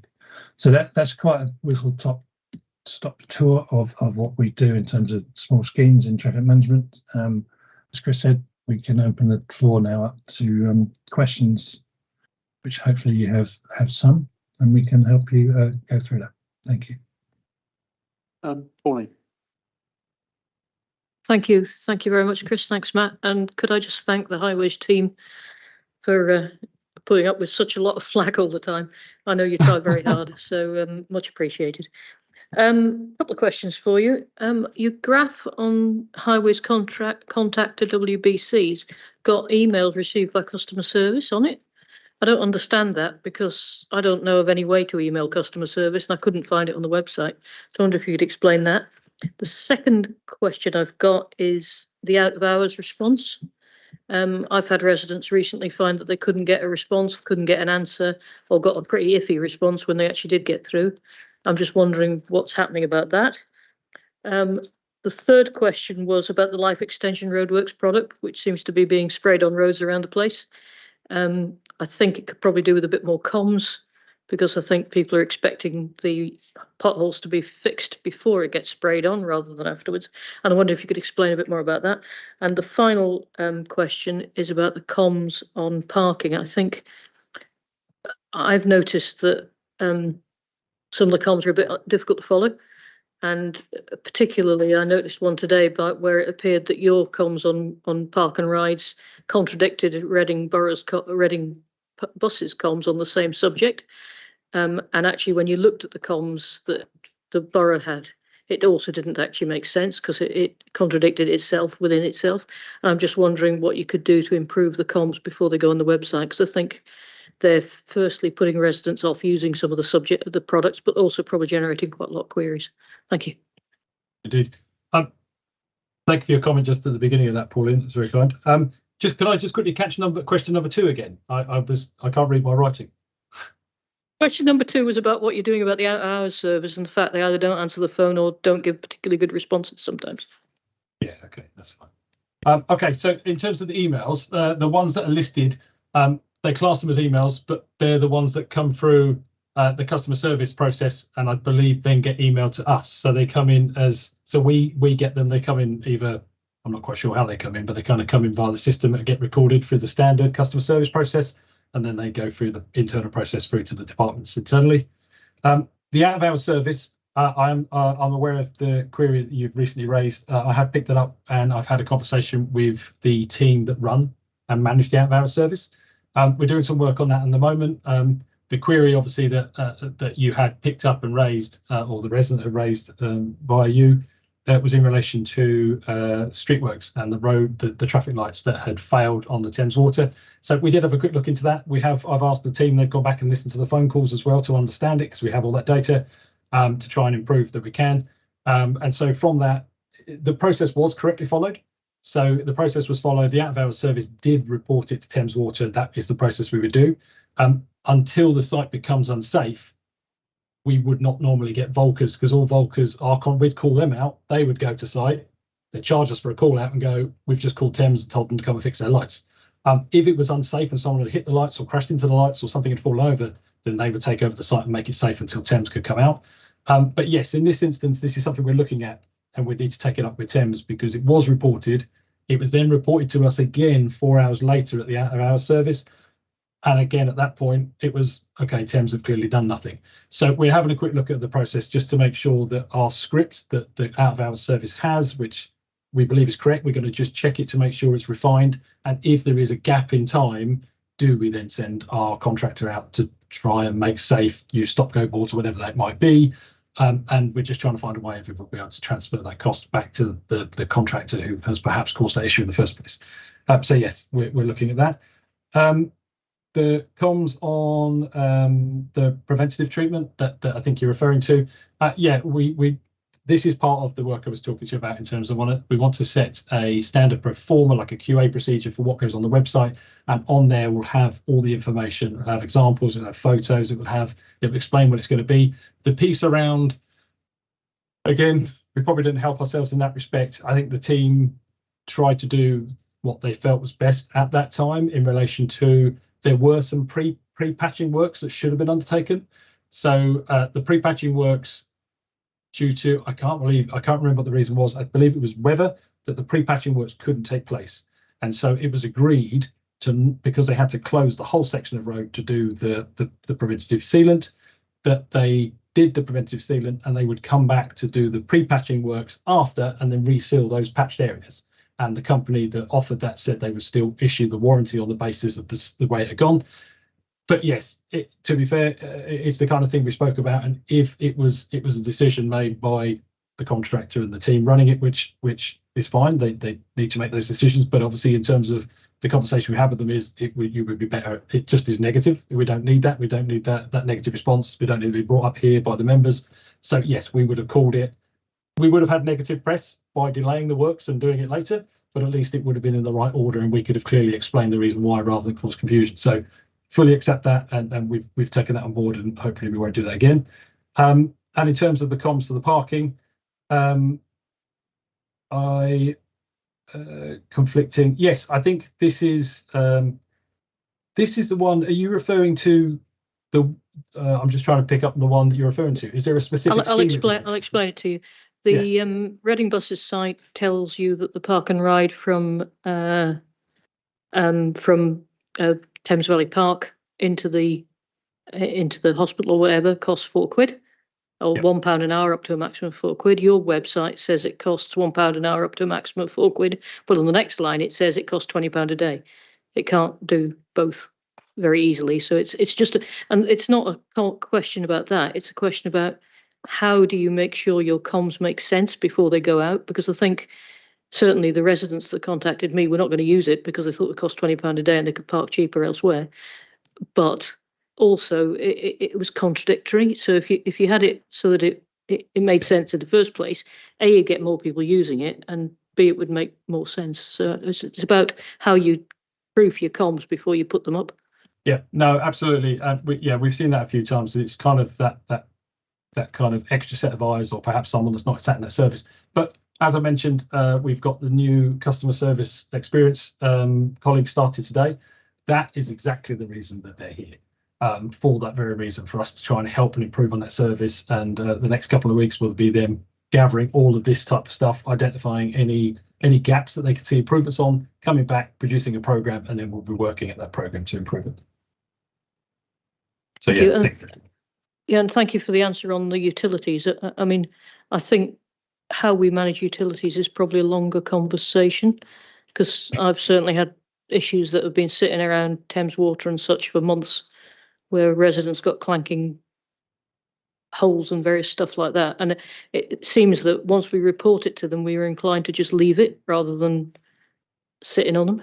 And I know you shouldn't have to sit on them, but I prefer somebody to sit on them and then bill them for the privilege rather than just assume they're going to fix it, because they don't. Yeah, well, we can. I mean, it's very difficult prior to anything happening. If they've gone and done works and there is a defect in the carriageway or the works that they've done, we are right to report it to them, and we are right to fine them. The fine is not, unfortunately, substantial, and obviously subject to it going on. I believe we can fine them a second time, but obviously we can't fine them every day. It's not appropriate, but the fines are minimal. But our inspectors do keep on them, and we do fine them with a fixed penalty notice. But that is only if it's a defect on the works that they've already done, and they would typically install a patch, and that's typically only a temporary one. They will then have to come back to do the reinstatement of the permanent one later, and that is sometimes where we have this issue. We get a lot of communication from residents saying the quality of the reinstatement is poor. It is poor, and we don't like it to be like that. They have a remit they have to follow. As long as it's safe, there is a reason why I think they've got up to 3 months to come back and do that reinstatement correctly. It's not ideal, because you are right, we're the ones dealing with all the complaints and the queries in the meantime, but it is something that we are working on, and Ed, that obviously manages the street work team, is also working on to improve. Thanks, Chris. Alison, and then thank you for this presentation.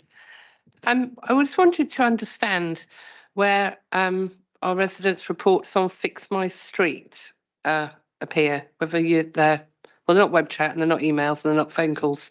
I know we get a lot of those because, like most councillors, I think we're probably all signed up and we receive those, so we can see what residents are reporting, and you can often see that residents are then following up and saying nothing's happened. So I just wondered where that comes in, because that is an interaction, because Fix My Street always says this was sent on to Woking Borough Council. Yeah, we're not affiliated with Fix My Street. They are an organisation that set up their own website that does that very thing and report it. So we've asked them not to, ideally we can't shut them down, they just run. But as I mentioned in the presentation, it is something that we don't encourage. We don't want all these touch points and failure demand points. It doesn't link into the systems we have. But to ensure that they're not missed, we do pick them up. It does take officers time to manually input them into the Volker Highway system, and they do get addressed. The only piece we don't have is we have no functionality to go back to Fix My Street and inform them that they're done. And because it hasn't come into the correct system via the report it, which is the one I was encouraging in the presentation, if they report it in that system, it will then get reported back to them correctly. So it's not a huge sum. I think over the volumes that we get, I can't remember, I had the numbers before. It's not a very large sum. It's a couple of hundred a year that actually come in via Fix My Street versus the hundreds that we get a month through the typical system. So we will work on a comms piece around trying to encourage people to use the correct system, because it just improves and reduces one extra failure demand point of them using something that we're not linked with. So before I pass the question on the Fix My Street, my understanding was that yes, lots of people can come and put down a comment there's something wrong, but when it's cleared, they don't clear their logs. So when people look at the Fix My Street, it does appear to be very, very busy. It does. So you may recall, I think it was the beginning of this year, January, February time, there was a piece in the media around the council having 1,500 potholes outstanding and open on Fix My Street. We looked at that data and obviously very quickly got onto Fix My Street and asked them to remove them because they dated back 14 years. So if you've got 1,500 potholes dating back 15 years, that clearly shows you the number that get reported through that system. So they did clear those down. But you're right, it's only if we tell them every so many months this is done, please clear it down. But as mentioned, we don't have that capacity to continually keep updating the system that we're trying not to use, because it's not one. We have our own system that is set up readily and available and feeds directly to our contractor. Yeah. Thanks, Chris. Al. All right, thanks. Yeah, just a question. I'm thinking about the poor old pedestrians here. Do you have any powers over city fibre for where they put their cabinets? I mean, where they plonk them in the pavement, they could just as easily put them in the verge. Have you got any powers to actually make them move them? We don't, unfortunately, and they tend to come in and just put them in. It's like we tend to get notices. So, for example, let's take a slightly bigger example. So you might get a telephone mast by E or Virgin, whoever, other phone companies put up masts or whatever. We basically just get notification that that's about to happen, and so we very quickly have to act. But they are large; they're not subject to planning applications. They typically just come with a notice that they're going to install them, and sometimes we have to jump in very quickly to go, no, there's a planned improvement scheme coming along here or whatever it might be, and they can shift it.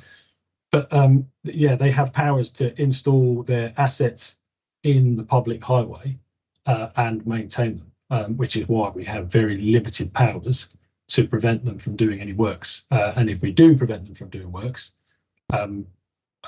not particularly here, they typically come back and say it's an emergency, and we have no powers. They can step in under an emergency and do the works without a permit. They just get the works done and they apply for a permit shortly after to notify us. So it's very hard. Wokingham and along the rest of the country has a very ageing network, and obviously it is unfortunate that our carriageways and our network is quite narrow, that it tends to affect us, unfortunately, quite substantially.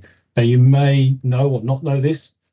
Moving forward for the future, the new roads that have all recently been built, the wide footpaths and cycleways adjacent to them, that's where we've required all the developers to put all the utilities. So moving forward, we should have very limited works. Yes, footpaths will have that effect, but we should limit the amount of impact upon the actual carriageway, because all the utilities have been encouraged and forced, and we've got policies in place to encourage that to happen. But unfortunately, the rest of Wokingham is very old, and it's got a lot of infrastructure in its network. Okay, thanks. Yeah, that's a bit discouraging, really, isn't it? That they can just do what they like. And just another question, just on your page here, report a problem with roads and streets. I mean, if there is a damaged pavement, you know, people do have trouble with mobility scooters or whatever. I mean, there's no box here for someone to report a damage to the pavement. So it's just a bit car centric. I mean, I don't think we've broken it down to every single item, but I think there is, in front of me, just trying to pull up the list of what's on there. What damage? What potholes and road damage? Yeah, you're right. We probably could look at perhaps, yeah, with your, I think under road it kind of comes under footpaths on roads, but yes, we could tweak that title if that would help. Oh, just a thought. Anyway, thanks. Yeah, no, that's fine. David. Yeah, thank you. And again, I'll echo earlier comments to Chris and the team that you've been getting an awful lot of flack over the last years, and well done for your resilience. 3 questions, if I may. The first one was a bit of an observation, but just this morning I stood at the roundabout at the junction of Molly Miller's Lane and Finchampstead Road and watched in a combination of horror and awe as a massive car transport. I mean, this was it was as big as I've ever seen. Executed a U-turn at that roundabout. I mean, it was a stupendous piece of driving, but the noise coming off his back tyres as he ripped into the road surface as he went round was awful. I saw a similar sort of thing a week or so back at the roundabout on Barkham Ride and Finchampstead Road, where again a large truck was turning round up into Barkham Ride. A feature of South Wokingham was certainly a lot of mini roundabouts on tight road junctions. And I would guess that a lot of damage is being done by heavy weights of transport turning around these roundabouts. I'm no engineer, but I don't know if there's any options for a tougher surface being applied on roundabouts to try and minimise some of the damage where this sort of stuff occurs. But most of the complaints I've had about potholes or bad surfaces have been in those sort of locations. So that's one. The second point was on the whole area of small projects. I totally understand your point of feeding things in through the website and putting them into the kind of the mincing machine, which is great for, I think, individual residents' requests. But I'm more interested in where community groups, I'm thinking particularly of parish councils as a case in point, where they may have a number of projects locally they want to pursue. I'm not quite sure where in this process the two-way communication bit is. So, I mean, to me, the thought of sitting down once every 6 months with a town or parish council and looking at their priorities, which would not only help communications, but it actually might access additional funding, because a lot of parishes are sitting on quite a lot of SIL. So for some of their pet projects, whatever it might be, somehow, how can we vector two-way comms into that small projects process? And the third point, just on speed limits, I remember a presentation by the Chief Constable, I think not this municipal year, but the year before, where he more or less stood up in the council chamber or online, wherever it was, and said, enforcing speed limits are a very low priority for us in Wokingham because you do such a fantastic job with community speed watch and the like. It's way down our list. If that is the case, I wonder why we're quite as queasy as we are about being a bit more proactive with speed limits. And clearly, again, we shouldn't be responding everywhere. But where we know we do have maybe a bit of a speeding problem, certainly some high levels of residents' complaints, given that police enforcement of speeding is, in my opinion, pretty minimal, we don't have much to lose by taking our own initiatives in some of those situations. I don't know what your view of that would be. Okay, thanks, David. I think just taking you to the Molly Millers, it's not one I've heard of before in terms of down there, but obviously you have got the car garage, so I'm assuming it was associated with that. We've also unfortunately got the very low bridge, so you may get more U-turners there than perhaps you would normally expect to see. In terms of treatments and harder material, I think we probably have to have a look at that. I mean, obviously, that scheme is to be delivered in the not too many years, and so it's something that I guess we can address. But in terms of HGV usage, it's very limited down there, so it'll be very few and far between. But you are right, large vehicles do tend to scrub, unfortunately, as they turn. Doesn't usually get a great deal of carriageway damage, but obviously it's something that I'll mention to the team to give their consideration of, and actually just to see if they can understand what a vehicle's doing or how often it does occur. If that happens again, and if you see any more or you do notify it, then please do, just out of interest, take some photos, or just if we get a video, just so we can kind of see what they're doing or where they're going, and it's something we can feed into the team as that scheme progresses. And then I think, Matt, you can pick up the other questions. Yeah, thank you. So in terms of the parish councils and town councils, our always team do reach out to the parish councils best we can. We meet with those parish councils that wish to meet with us on a fairly regular basis, and we go through their pet schemes and their sort of main local area issues. That's done generally on a sort of a 3-monthly period. It's their meeting. They talk to us, they ask us what we want to do, and we will try and facilitate where we can any of the improvements they wish to take forward and implement where it's feasible to do so. We have also a liaison. Rebecca Brooks currently is running that liaison for us, where she's reaching out to all the parish councils again who wish to communicate with us. Not all of them have taken us up on the offer, and there is a constant feedback process in which they put forward requests or questions about highway issues, and we try and work through that and give them a response in a timely manner. So we are doing quite a lot of liaison with them. I had a very good meeting directly with Shinford Parish Council only a few weeks ago. But in terms of the requests that come through, it's still helpful for the individual parish councils to put the schemes into the system so that it's recorded. Often or not, these requests come through on minutes in meetings, and if there's a change in personnel or someone isn't around at the time, the audit gets lost. Sometimes some people will forget that they were doing it or whatever. I think so. It's important to log these requests as well, so there's a more formal process.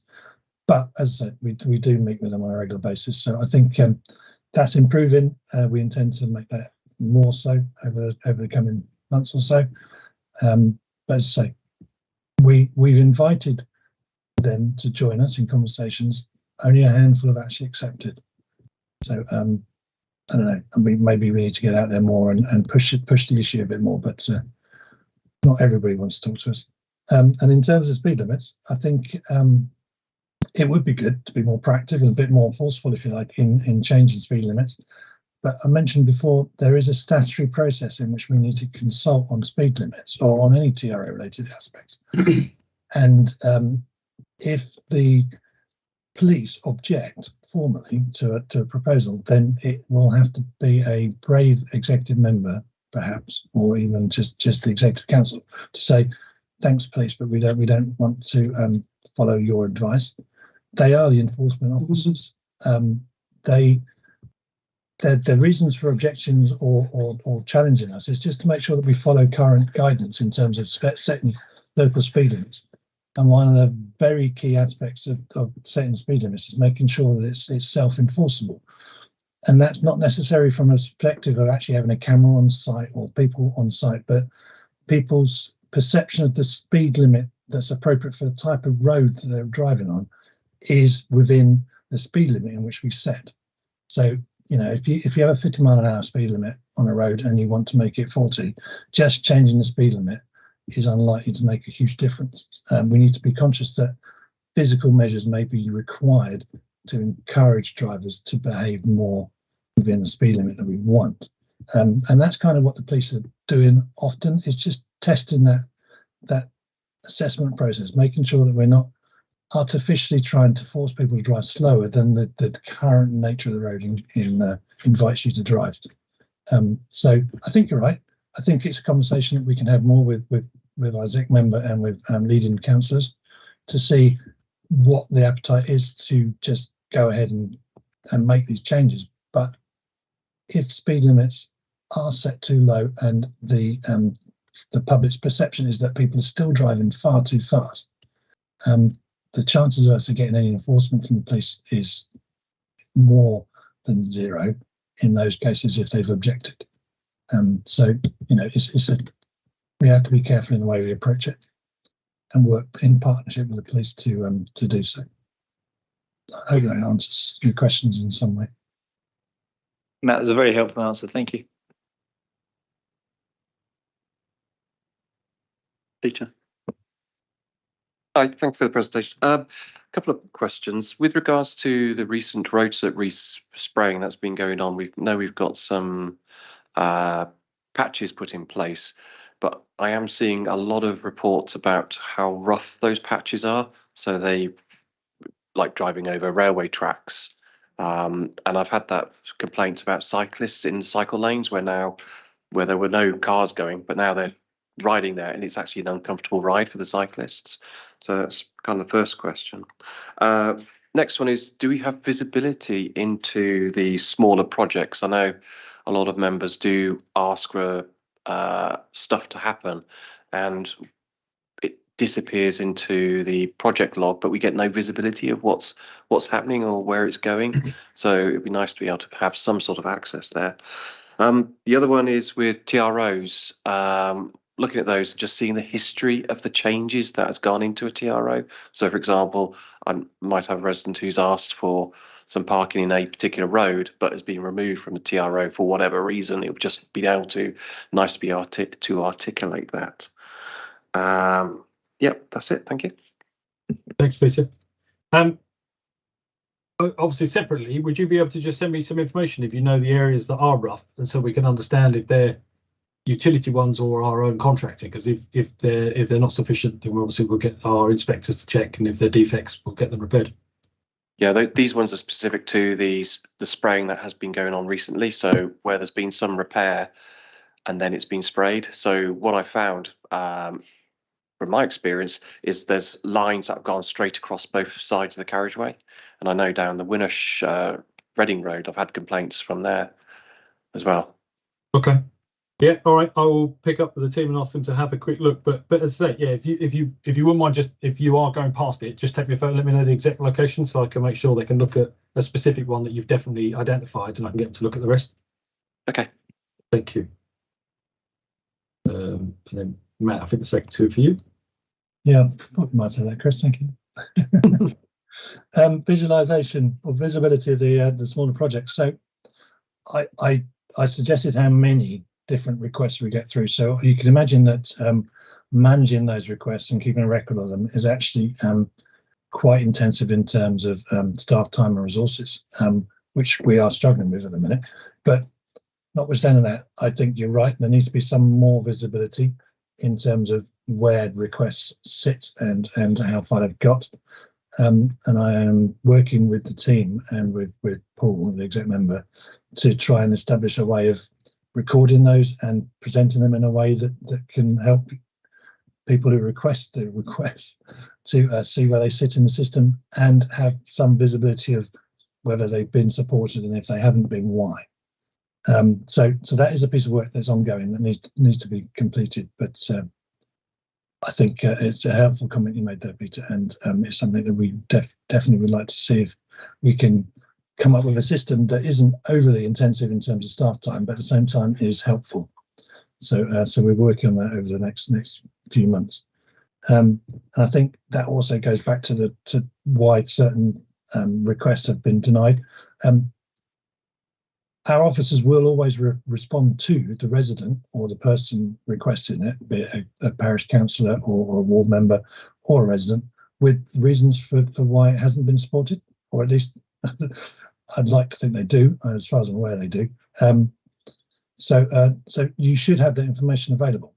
If it's not coming through, then please get some in sort of examples, if you like, to allow me to go and investigate further and just find out. But our normal practice would be to feed back and explain why certain things haven't happened. So yeah, apologies if it's not happening, but please help you by, if you can, identify some so I can follow that through. Okay, thank you, Matt. I was talking in general case. So for the TROs or whatever, if we've had one in there and there's been a change log to it, things have been dropped. So when someone's asked retrospectively, say, do you know what happened to the parking restrictions that's going to put on that? I don't, because I never received that email. But if we go to the TRO, we can then look at the history of the TRO of why that change was made. And that would be a useful thing to have.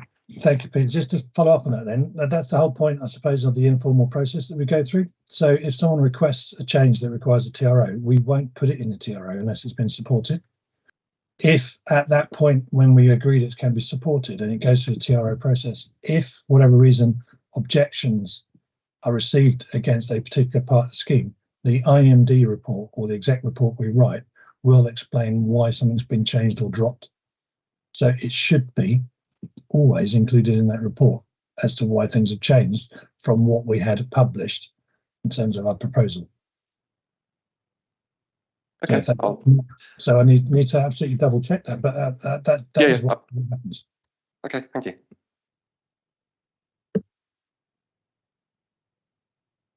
Yeah, sorry, Yes. Marie. Sorry, I know that we've held you for a long time. Thank you very much, and I also want to echo colleagues saying that you put up with a lot of flack, and we don't want to give you any more on a Monday evening. I would say though that looking at the expression of customer satisfaction here, I think there needs to be some awareness that being a customer of a monopoly is different from being the customer in a market, in a competitive market. You know, when people, so for example, I'm not sure that volume of calls is necessarily an effective metric of customer satisfaction, because it's equally that, you know, they might just have given up. So I think that one of the things I've been quite surprised by as a new counsellor in casework is people's sense that, you know, their concerns aren't being followed up necessarily and haven't been over a long time, and most particularly that they're not given reasons why, you know, or that I recognise that sometimes it's that they don't agree with the reasons that they're given. But if we are talking about sort of customer satisfaction, there has to be some, you know, acceptance of that, you know, of that difficulty that people face in being told by a monopoly, you know, oh, we're not going to do it because it's not a priority. Do you see what I mean? I'm just making an observation here. I know it's difficult for you, but I think it's also important that we recognise it's difficult for the resident, you know, to experience that in a kind of customer relation where you don't have anyone else that can fix your potholes or cut the vegetation on your pavements and so on. Yeah, absolutely. And take it on board. And no, we're not necessarily just using, so the at the beginning when I showed all the calls, that was just to kind of just highlight the volumes of what the service currently kind of works to.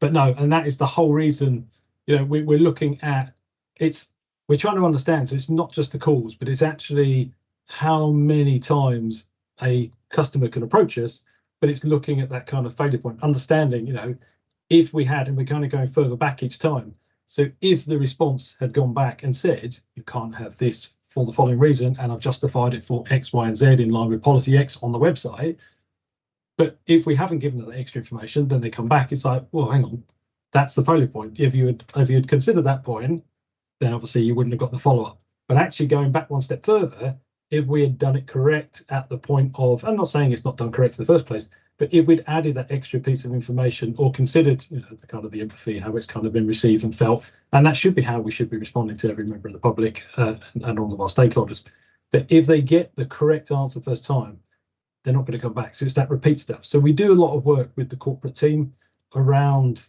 complaints, around feedback, and the data we're working around with the other services. I mentioned the GovMetric data. All of that information is there and it's really readily available that we're now tapping into to kind of improve our service. And the more of those touch points we improve, the less follow-ups we should receive from these customers. And if we do continue to get those follow-ups, then that's the point of this new our new employee's role, is to have a look at those points, review the data and actually understand the weak points and what are they? Is it a consistently the same team, or is it a consistent problem, or is it? And so that is the kind of, not the new journey, we've been on that journey, but we've now got people who can fully understand that and help us improve. And so, you know, I don't know, I'm sure we'll be called back to overview and scrutiny at some point again, in the not too distant future. And hopefully we'll be able to present to you some of that data where we've seen a reduction, and what we've put in place is actually working. And hopefully you too will start to receive less communication from your residents about said queries that they want to follow up, because we'll have dealt with it first time right, which is our intention. So yeah, bear with us. We will get you there and your residents. Okay. I've got an observation to make, or a query to make, based on what Al's spoken about speed limits, and I can understand the statement you've made about if it's a rural road, it's 40 miles an hour. Why would we want to drop to 30? But we have a lot of rural roads that have now got housing estates on either side. We've got more and more junctions. We've got pedestrian traffic running across that road. So we've got facilities on both sides of roads where we're going to get children crossing to go to school, etc. And they are roads that are still 40 miles an hour, where we've been pressing for 30-mile-an-hour limit. Now we have a duty of care according to the highway code, that the bigger the truck, the more responsibility they have for avoiding everybody else. So the smaller the object, the more responsibility we have to make sure they're kept safe. So I would stand up against the police when they turn around and say they can't police it as an excuse for not lowering the speed limit in those sort of cases. Is there any avenue to challenge back, or to respond back to the police with those sort of things? And I'm calling for an example in Basingstoke Road through 3 Mile Cross, Spencer's Wood, etc. as an example. It's 10 years overdue to be dropped to a 30-mile limit because of various developers causing it to be put back. It is still being delayed, it's still not coming out, and we are seeing more and more pedestrian traffic as the estates fill up. So do we have any way of standing back against the police and saying, sorry, we can't any right of appeal against that? As a local authority, we set speed limits. So you could argue that actually we could completely ignore the police if we choose to, and set speed limits that we deem are appropriate. There is guidance that we must follow, and that guidance ensures that our speed limits are consistent with that are found elsewhere in the country. So you don't want to drive through Hampshire expecting a 30-mile-an-hour speed limit on a certain road and then get to Woking and find it's actually 20 or the other way around, it's 40. So it needs to be consistent. So yeah, I mean, we can challenge them. We will always challenge them. We will demonstrate, or try our very best to demonstrate why that speed limit we consider is appropriate. And to be fair, 9 times out of 10, the police do respond positively and will accept it. Now, they don't always object.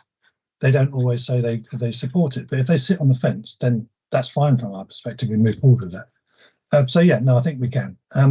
Just for information, the speed limits you're referring to in Shinfield, around 3 Mile Cross, Basingstoke Road, etc., they have been given the green light for 30 miles an hour, and the TRO will be made in approximately 4 weeks' time. So that speed limit will be changed, and that we did through liaison with the police, talking with them through partnership, getting them to agree that they wouldn't object to our proposal, and we've been able to push that through. So I think that's sort of an example of actually working with the police in partnership. We can make the changes that we choose to, with least impact. No, thank you for that. So to add to that, when the local plan is delivered and we understand where new housing estates are going to be installed, or where the possibility of the estates are going to be,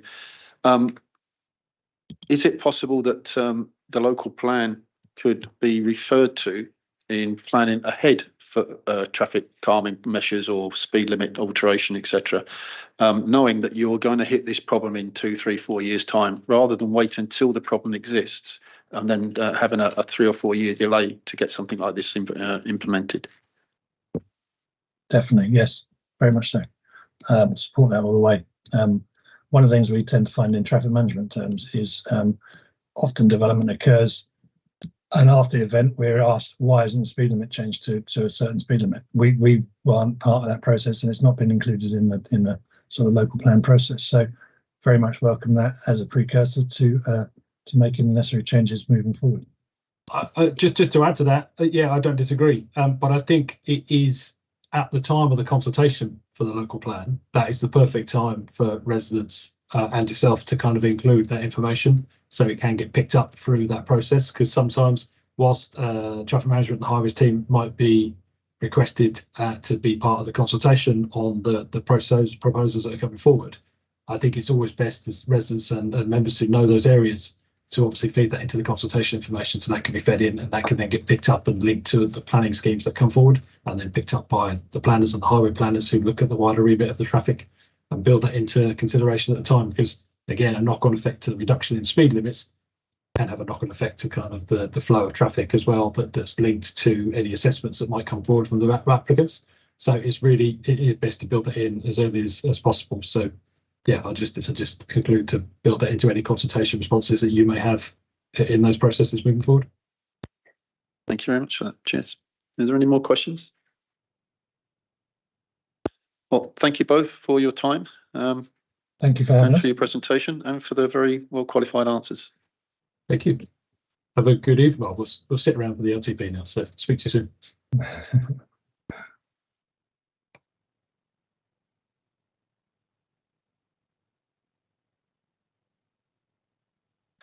Okay, welcome, Paul. Your turn. Thank you very much, Chair.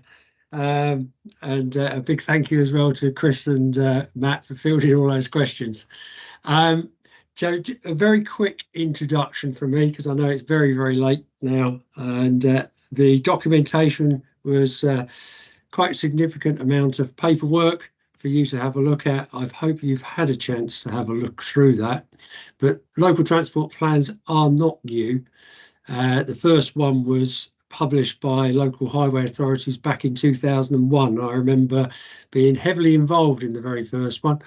And then the second one was in 2006, and the current one, the LTP3, which is current for Wokingham as well, commenced in 2011. The LTP4 cross-party working group has met several times over the past year to assist in the development of the emerging LTP4. On page 64, the diagram indicates where LTP sites, together with the daughter documents, to provide an overarching transport strategy. And you can see there where the national policies and regional policies sit in there, and the emerging local plan. Engagement with the local and regional stakeholders has been undertaken in the development of this new LTP. The draft document provides a summary of the evidence informing the plan, including engagement completed in spring 2023. One area that I think should be added in the draft strategy is a hierarchy of road users. That's been depicted in several recent government documents, including the updated Highway Code, which was in January 2022. We, along with other highway authorities in England, are still awaiting guidance documentation from the government, which has been promised for about a year now. However, we can't wait around. We need to press on and need to be proactive to ensure that our LTP is not out of date. The committee is asked to give feedback and any comments on the draft strategy before it goes to the executive at the end of this month. And finally, from me, a big thank you to all the officers who've been involved in getting the draft LTP4 to where it is now. Also, a thank you as well to the LTP cross-party working group for their feedback so far. There's been a huge amount of work that's gone into this, and there is still more to do. So over to you, Chair. Thank you. So I think our first comment will be that we're all asked to give it a lot of thought and have a go through these documentation, produce any questions so that we could get officers' responses, because I think that if we tried to do that all in one go tonight, read this and then get responses, we would have got lost in the answers. So, Callum, were there any questions being presented? Just the one that you submitted so far. Just mine. I'm a little bit disappointed. Okay. So I don't know how we're going to go through with this, because this will be an awful lot of work if we try and plough through this tonight, and then we won't have time to do that. So what I would like to ask is that refer it back to yourselves, take a look at it, and put some written questions in for anything that does trouble you in the plan, so that we can get officer responses, because I do feel that there is just too much in here. Even if we had a full 2-3 hours to ourselves to do this tonight, we wouldn't get through all of this with questions that come from it. So has anybody got any comments? Please, David. Yeah, just one. I agree. I've not had time to digest this, and I will take it away and do some feed comments back. But one early point that came to my mind is the actual disappointingly low level of response, as it seems to me, to the consultation. We've got 750 responses out of a population of 175,000. Maths isn't my strong point, but that's a pretty small percentage. And I worry about that because on page 71, there's a table of the level of agreement on potential transport changes. While I sympathise with the drift of that entirely, I'd be pretty worried about talking about a level of agreement based on a return of 0.2% or something. I feel that as well. If I could just come in on that, I have been involved in local transport plans, as I say, in 2001, 2006 and 2011. And the authorities that I worked for then, when we went out for consultation, the response rate was extremely low. So it's not surprising, the numbers that we've had feedback this time either. I think Rob wants to come in. Yes, Yeah, sorry. Going So if I on could from just- that, I was also concerned about the age profile of respondents. Like we don't seem to have done well engaging with, well, young people and young active families, which is one of the new groups that are coming in. And I think we have to ask ourselves, given a historic, if, as you say, there's like this historic lack of engagement, that maybe we need to rethink the way that we engage. Like returning surveys obviously isn't getting the range that we kind of require or need if we're going to base plans for the future on.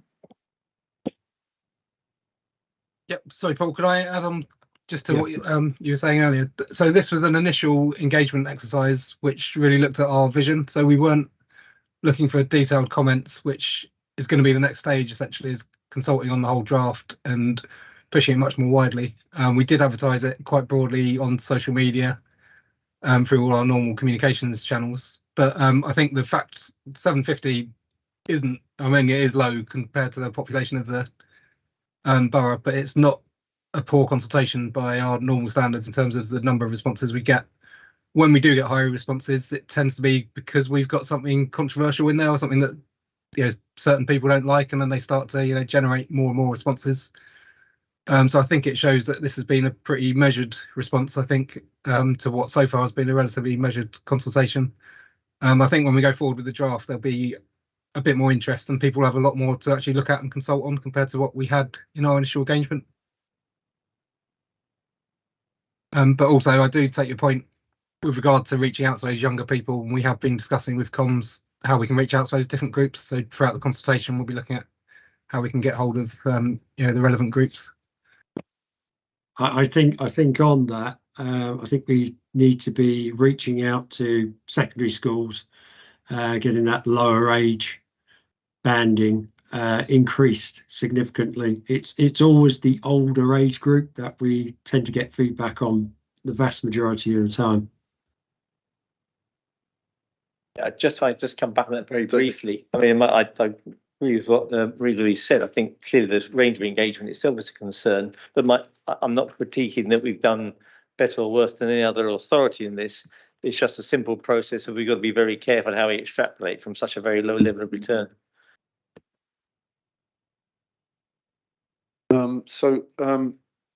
I'll pose the question. Hopefully there's an answer somewhere that came out earlier on. Page 63, AQMA, there was an amendment on 26th of the 7th. So that amendment won't be reflected in here in this document. Do you understand what that was? Was it the M4 zone being removed? So we went back to our public protection partnership who cover air quality, and they've been in touch with DEFRA. They tell us that's a mistake on the website, and they were going to go and amend the website essentially because there hasn't been a change. Okay, that makes it a little bit better. It's just Yeah, the it other was a thing surprise to us, so it's good. yeah, the other thing I find as well is that the DEFRA site itself, when we're looking to see the monitoring sites and the results that are from those monitoring sites, the DEFRA site doesn't show, although it mentions them, it doesn't show those posts and their responses. So we can't actually look at those monitors and see what the output or what the recordings are to show what the conditions are in those areas. So we are totally reliant on DEFRA reporting back to yourselves or to the council as to whether there's improvements or whether it's degraded, etc. Is there any way we can chase up with DEFRA to get that rectified? We can talk to our public protection partnership, but what Wokingham does as the manager of two of those air quality management areas is we submit our annual summary reports and they get then approved by DEFRA each year. So our most recent annual summary report, I think, was fairly recently approved. So that should now be posted online, and that will tell you our reporting data in terms of air quality, how it's changed. Yeah. Okay. There's always a bit of a lag, I'm afraid. That's it. Thanks. And I do have an observation, page 61. Make sure people get to see it before I say it. Make sure I pick the right page. Yes, my journey. I don't think we can promote scooting as an option to travel, as it's illegal. We can't. There's all sorts of comments about whether we should use them or not, but at the moment it's illegal to have them on the public highways. So, and to make it even worse, it's even sillier. Kids on push scooters aren't allowed to ride them on the pavement. They have to ride them in the road. That's according to the highway code. So there are some oddities in law that upset the balance of what we keep thinking is safe for our children. And I would like to see the scoot option removed. And I don't know whether that's a view that others hold, but I don't think we can promote it when it's illegal. Yeah, sorry. So that's referring to the push scooters that you mentioned that children are using. So it's not about e-scooters. And we do scooter training within schools to encourage children to scoot to school. So, I mean, we could make reference in there that it doesn't include e-scooters to make that clearer. Yeah, that would help. But then again, I'm still got that problem. The highway code indicates that they shouldn't be on the pavement. That's a problem. And we need to make sure that if we've got cycleways, that we are making it clear that if we put a cycleway in place on the pavement, children can use it, or that we're going to allow that to happen.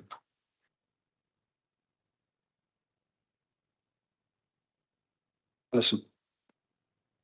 Members of various scrutiny committees will know that I normally have something to say about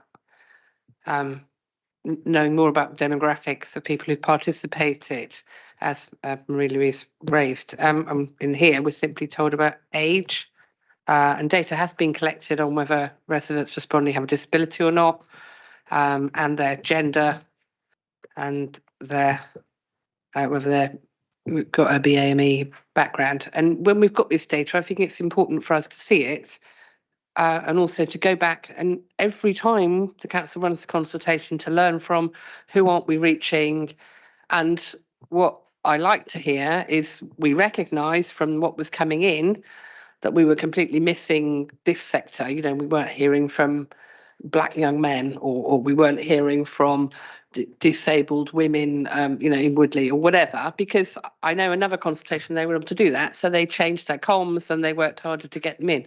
But we have this data, and I think it's important when we're scrutinising that we can look at it. Because, I mean, I think I'm glad you raised that, because the age profile of this is, not representative, but also, we want to make sure that we're hearing from everybody.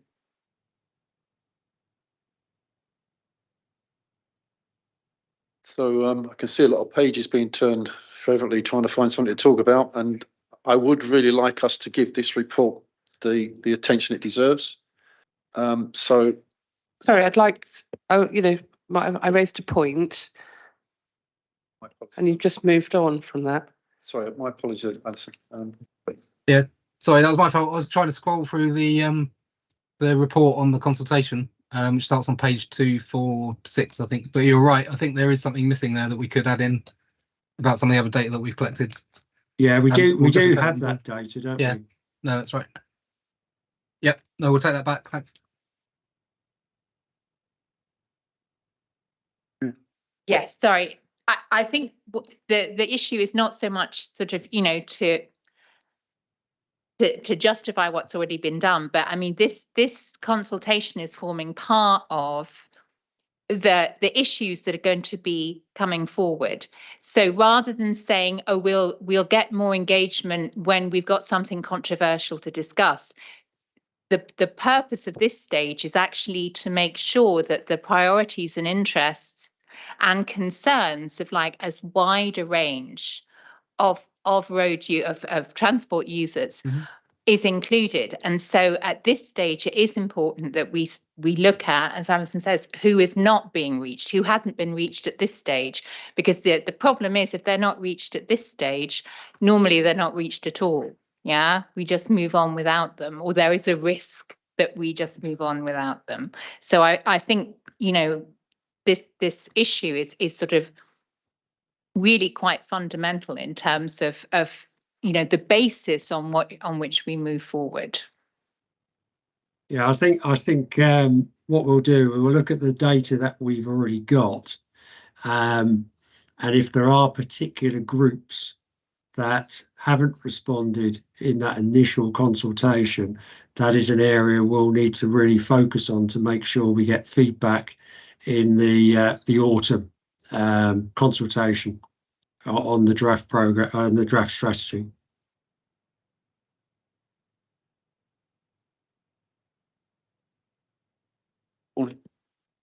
Thank you, Chris. I mean, I read this as part of the working group. I think the one thing that might help make it a bit more accessible, I'm not suggesting you rewrite it, there's a hell of a lot of really useful data in here, but it's a bit missing. So what? It's, if you want more people to be engaged with it, it would be better if it had the so what and the conclusions and the recommendations pulled out rather than being embedded in 300 pages of useful information, but a lot of which doesn't draw any conclusions that you can argue with, because all it says is, you know, Early's very closely linked to Reading by buses. Well, we knew that, and it's really useful information. I'm not knocking it at all. I'm just thinking if you're trying to engage with people, having to go through 300 pages to find the 20 so what's and the 20 recommendations that go with it doesn't make it as accessible. It's all right for us, it's fine for us, but if you're going to try and get it out further and get it more accessible, you might want to change the style so that that's more obvious. So if I just summarise that, then we're looking for an executive summary of the document. I think is that what you're after, Pauline? I think so. I mean, asking us to read it is okay, but if you want to get the rest of the councillors engaged, I think these are the stats. We're talking about buses. This is the so what about that we're talking about buses. This is the recommendations we've decided as a result of it, and this is why, rather than 50 pages of statistics about buses interspersed with recommendations. I think it'll make it easier. I'm just trying to be helpful. I'm not trying to criticise it at all. It's a really good bit of work, and I can tell how much gone into it. I'd agree with Pauline on that topic, that it is an awful lot of work's gone into it, and there's a lot of information here to digest. It's our responsibility in the committee to digest it, but the rest of the council officers, the rest of the councillors who are going to be influenced and affected by what the content is, maybe it would be easy for them to have a summary put in front of them. So I don't want to give somebody else another load of work to create a summary, but we're walking along that direction. So anybody else? Is that a formal recommendation? I think we'll make that a formal recommendation. Yes. Members, just so, the members happy to have that. Are you all happy with that? Is it a yes? Thank you. Okay, that's a recommendation then. Thank you. Okay.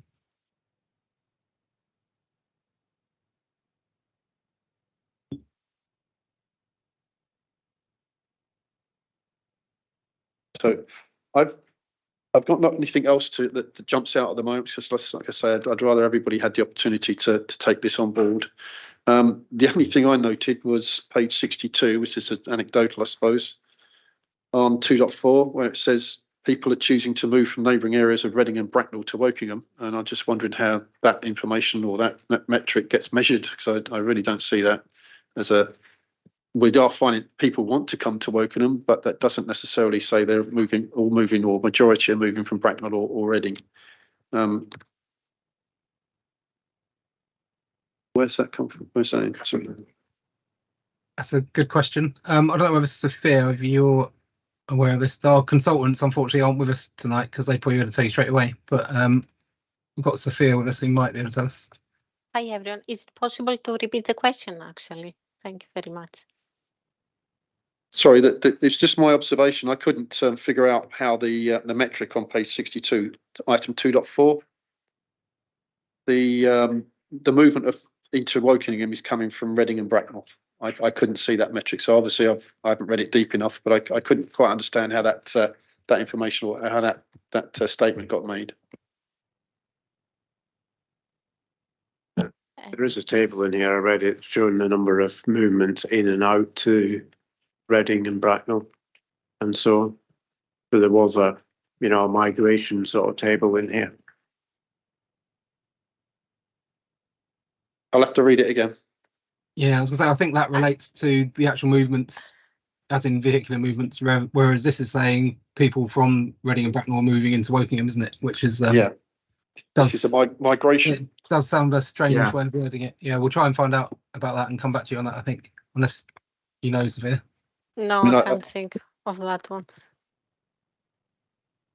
I never got asked where I came from when I moved in, so I don't think anybody does.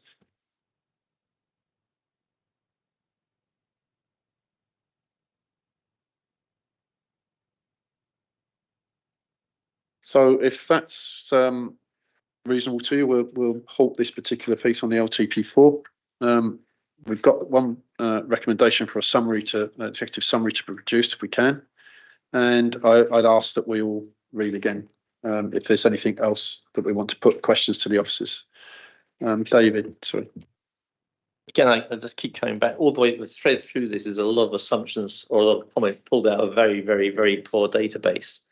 Have we ever considered, as part of the work that we do, have we ever considered using more standard market research techniques to actually get customer feedback or resident feedback? I mean, we've no idea how representative, well, we know the sample's not representative by demographics. I mean, there's 3 people under the age of 24 who have responded from what I can work out. And it's kind of pretty large areas of the borough have had almost nobody respond. And yet we've got a 250 odd pages, which draws an awful lot of assumptions from that very sparse database. And drawing assumptions from sparse data isn't a problem if the data is representative. So, I mean, my question is, I know it's expensive, but have you ever considered doing formal market research to try and quantify or qualify some of the data that we operate from? Yep. So we have an annual National Highways and Transportation Survey, which is carried out around, I think it's 111 local authorities. So we're one of those that subscribe to that consultation, to that piece of research. They randomly select, I think, 3,300 households each year across the borough. And then they're obviously asked to respond. You tend to get a fairly low response rate to that as well. But we do find a lot of the responses are very similar to what we found in this example. And across some of our other consultations that we do as well, you can see those same themes emerging. And there is a general, I think we have a fairly good idea of what the majority of our residents want from transport in the borough. And I think, yeah, the NHT survey, because it's been going for, I think we've done 12 or 13 years now, we can see the trends change as and when we're doing different things, how people's opinions change about things like congestion or the way that we're responding to potholes, for instance. You can see those changing depending on how, you know, our performance has changed and how we know things like the weather and other events have, you know, caused problems nationally as well. So we can compare all of our data annually in terms of whether we're improving or getting worse in some areas, but we could also compare ourselves to both Reading and Bracknell, who also subscribe, the wider southeast, which includes Surrey and Hampshire, also subscribe to this, but also nationally as well. So we can see where we sit, which quartile we sit within in terms of public satisfaction and the multiple areas that the NHT survey covers. I can't remember how many questions are in the NHT survey, but it's something like a 15-page booklet, I think, that people asked to respond to. Yeah.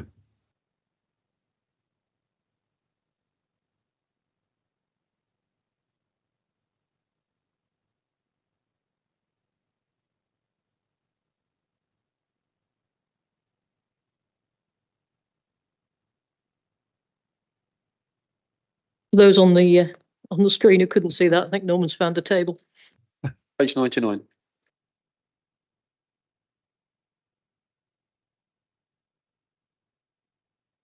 Okay, so I think we'd all agree that to go diving into this in great depth, we are going to be here longer than breakfast time. So I think we ought to draw a line under this one for this evening.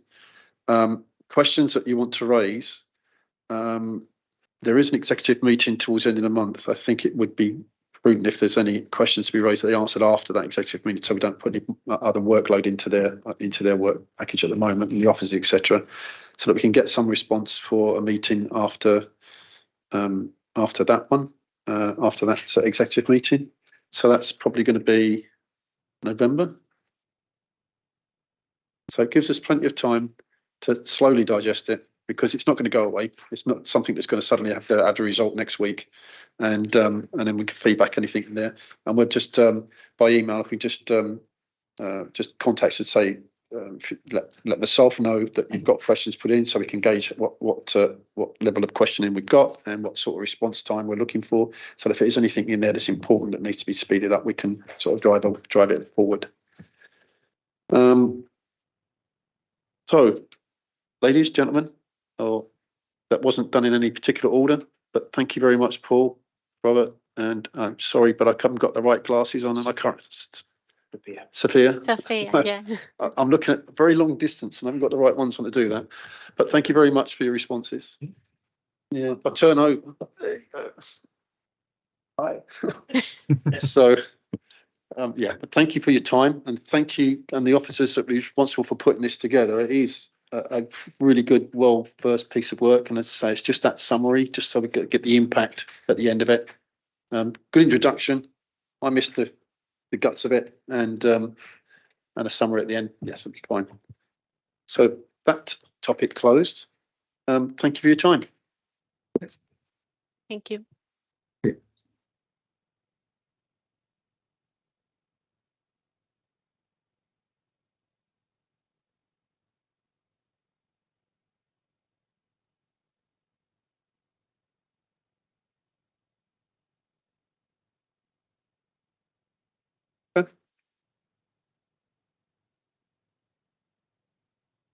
Agenda item 32. Are there any comments from anybody on that particular item?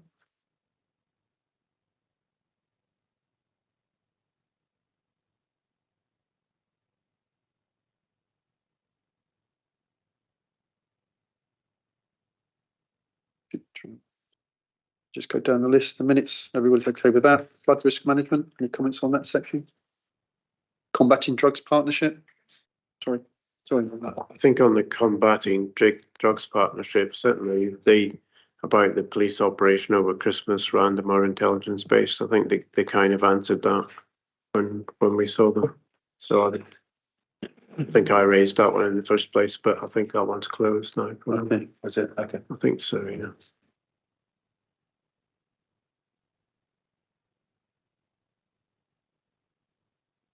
Active travel and finish. Sorry, Pauline.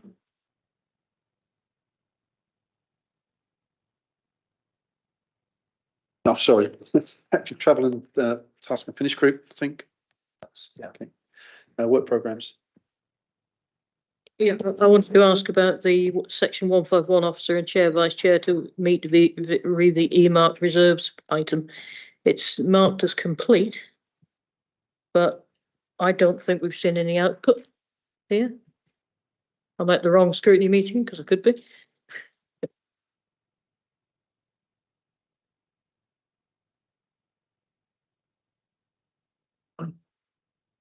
Yes, thank you, Pauline. Yeah, there was a meeting between the chair, vice chair, and section 151 officer. So the work programme, which is set out on page 301, so it was agreed that top item, medium-term financial plan, it was agreed to incorporate that the details of the earmarked reserves in that first MTFP item. So that was the outcome of that discussion. Sorry to be difficult.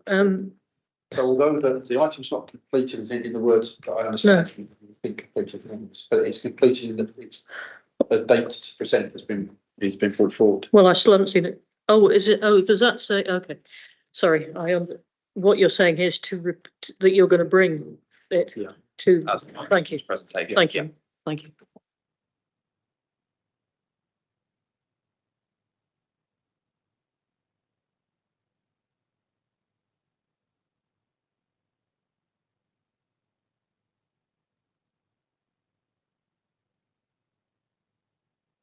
And the meeting I wasn't on the 3rd of July, so I'll just go through the topics. Minutes was agreed, draft violence against women and goal strategy. Any comments on that one? My recollection of that one, and it was a while ago, was that there was a bit of pushback about, again, being specific about what we were actually going to do rather than a random list of things that were being looked at. And that we were promised something that actually was clear about what we're actually going to do and when we're going to do it. And that seems to be sort of missing from this action. Is that your recollection, Callum? My recollection is I wasn't at that meeting, so I'll have to defer to Neil, I think, for that one. What's your recollection, Neil? We can go back and check the notes, and then if what you say is accurate, we'll include it. Quite a lot of again, it was a similar comment to the scrutiny meeting tonight. There's a hell of a lot of stuff here, but there's no clear idea about what you're actually going to do that's going to make any difference in the next 6 months. And that was the same comment. So if it's okay with you, Chair, I'll feed that back to the officers, and then so I believe that the violence against women and girls strategy is going to executive in the next couple of months. So we'll make sure that those comments are definitely fed through, and hopefully they can be incorporated within that executive report. Thank you. But we were also going to get it back, I think. What we were asking for was a plan or some tangible deliveries with dates. Isn't that right? Yeah. Beg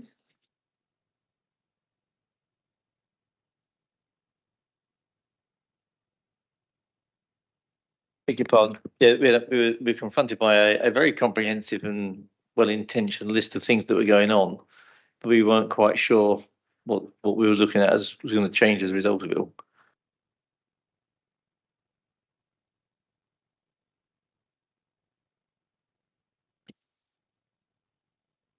Directorate priorities, resources and assets.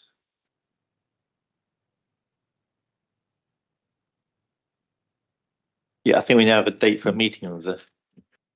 No, that they accidentally left Norman off, so I've reminded them that he's meant to be on it. I've forwarded some documentation to them that I think might help, and we've had a suggestion of a report which certainly didn't meet my requirements, and which is why I sent back what I sent back.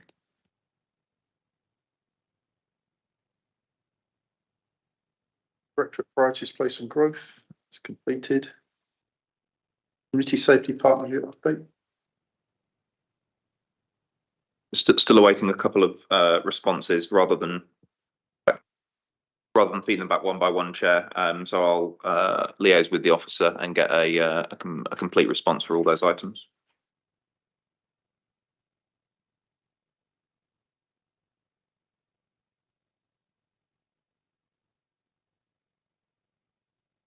Do that one. Wokingham anti-abuse charter update. So that. Now the work programme. Yeah. So I've noted I'm supposed to have a conversation with you, Peter. So we'll have a conversation. Sorry, point. Thank you. It's not on this work programme, but recent experiences. Oh, sorry. Will I finish the sentence anyway? Yeah, sorry.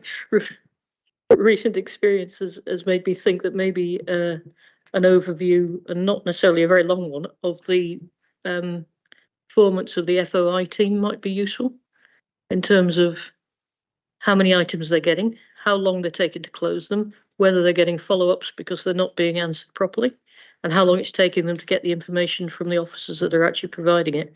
I'm not suggesting they come and present it necessarily. I think just a little bit of information would be useful. I've had a couple of complaints recently where FOIs haven't had proper responses. So, Chair, my suggestion for that, I think Pauline's hit the nail on the head there. I think if we ask officers to produce a briefing note and we can circulate that to all members, because I think all members would find that information useful. Good suggestion. Thank you. Be wonderful. Thank you.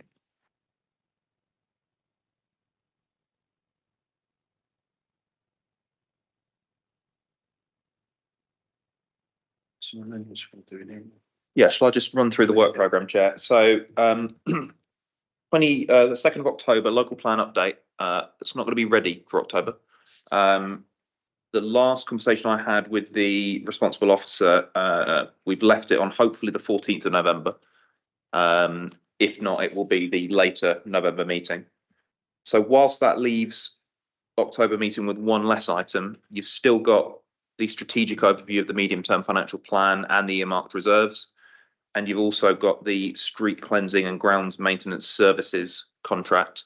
I think, Chair, that's plenty to be getting on with for one evening. That's going to be a heavy one.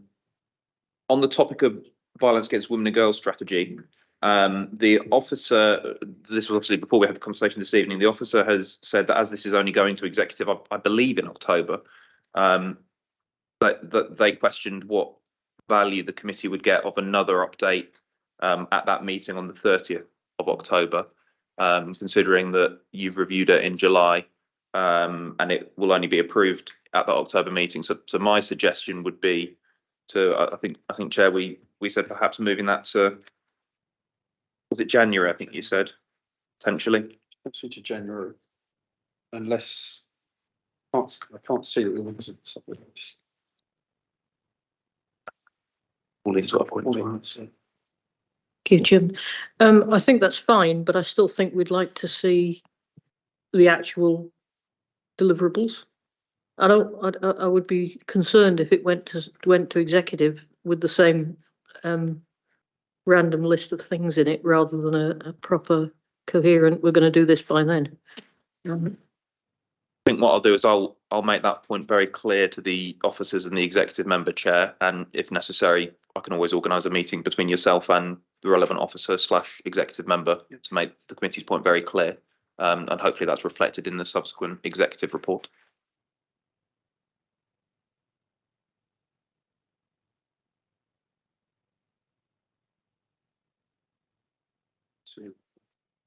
Yeah, in terms of the rest of the work programme, Chair, so the 14th of November, that will be quite, both the 14th and the 30th of October, the MTFP items will be the bids from the specific directorates. Given previous experience, those are very meaty items. They're very technical as well in terms of the level of detail and the questioning of them. So although it's only one item, it's a very large item, and I think that will easily be a good use of the committee's time. We then move into sort of the later November meeting, December meeting, so we can always add items as and when we go, depending on how the scrutiny of the budget is going. And then we move into the new year, where we've got some provisional items for January, with the addition of potentially the violence against women and girls strategy. And obviously the local plan update will move to one of those November meetings, as previously said. That definitely won't be missed.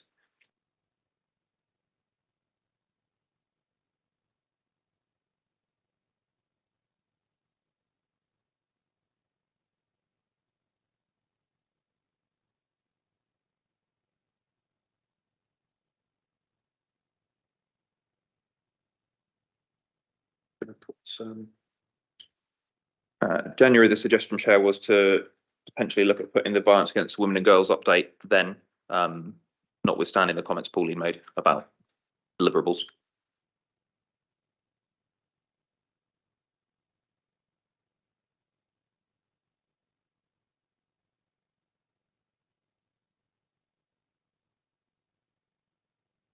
March.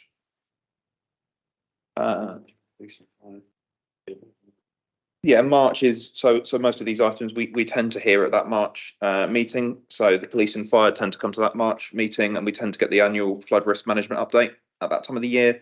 And the combating drugs partnership was requested to return to the committee to give a bit of an overview of the delivery group, and that was suggested by the officers as the best time to hear that. So far. Agreement about the changes that we need to make. Thank you.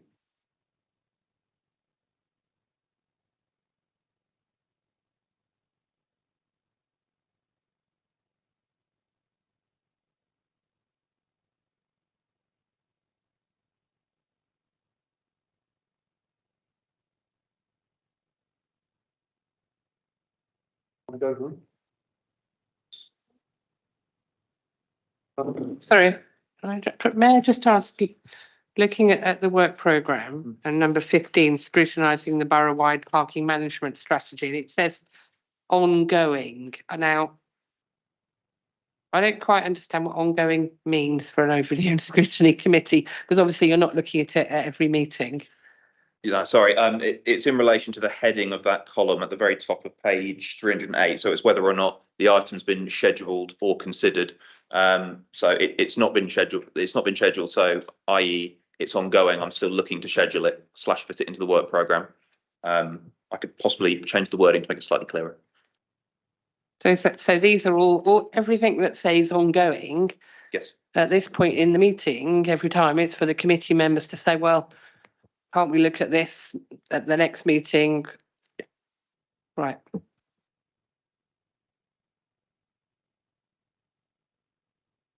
So one comment I would make about anything we share down as ongoing, if we know if there's any reports that we're awaiting or anything like that, if we've got dates when there wouldn't be possible to put something in because we're waiting for other information. Is there any way we'll find that out? It'd be a bit silly of us to say, okay, let's go and just have a certain topic on in March when they're not going to report till April, something along those lines. I just wanted to make sure that we don't.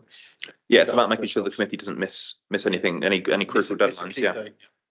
Yeah, I think that's about liaison with the making sure that that yourself, Chair, are aware of the the upcoming executive decisions, executive forward programs. So I think there's probably a piece of work that we can do there in terms of that, so we can take that away.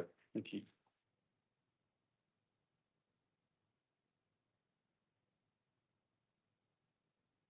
I can't personally see anything else that we need to discuss on here. I think we've got enough of a headache going through these other pages later. So if you're in agreement, I'll bring the meeting to an end. Thank you very much for allowing me to take another hour of your life away.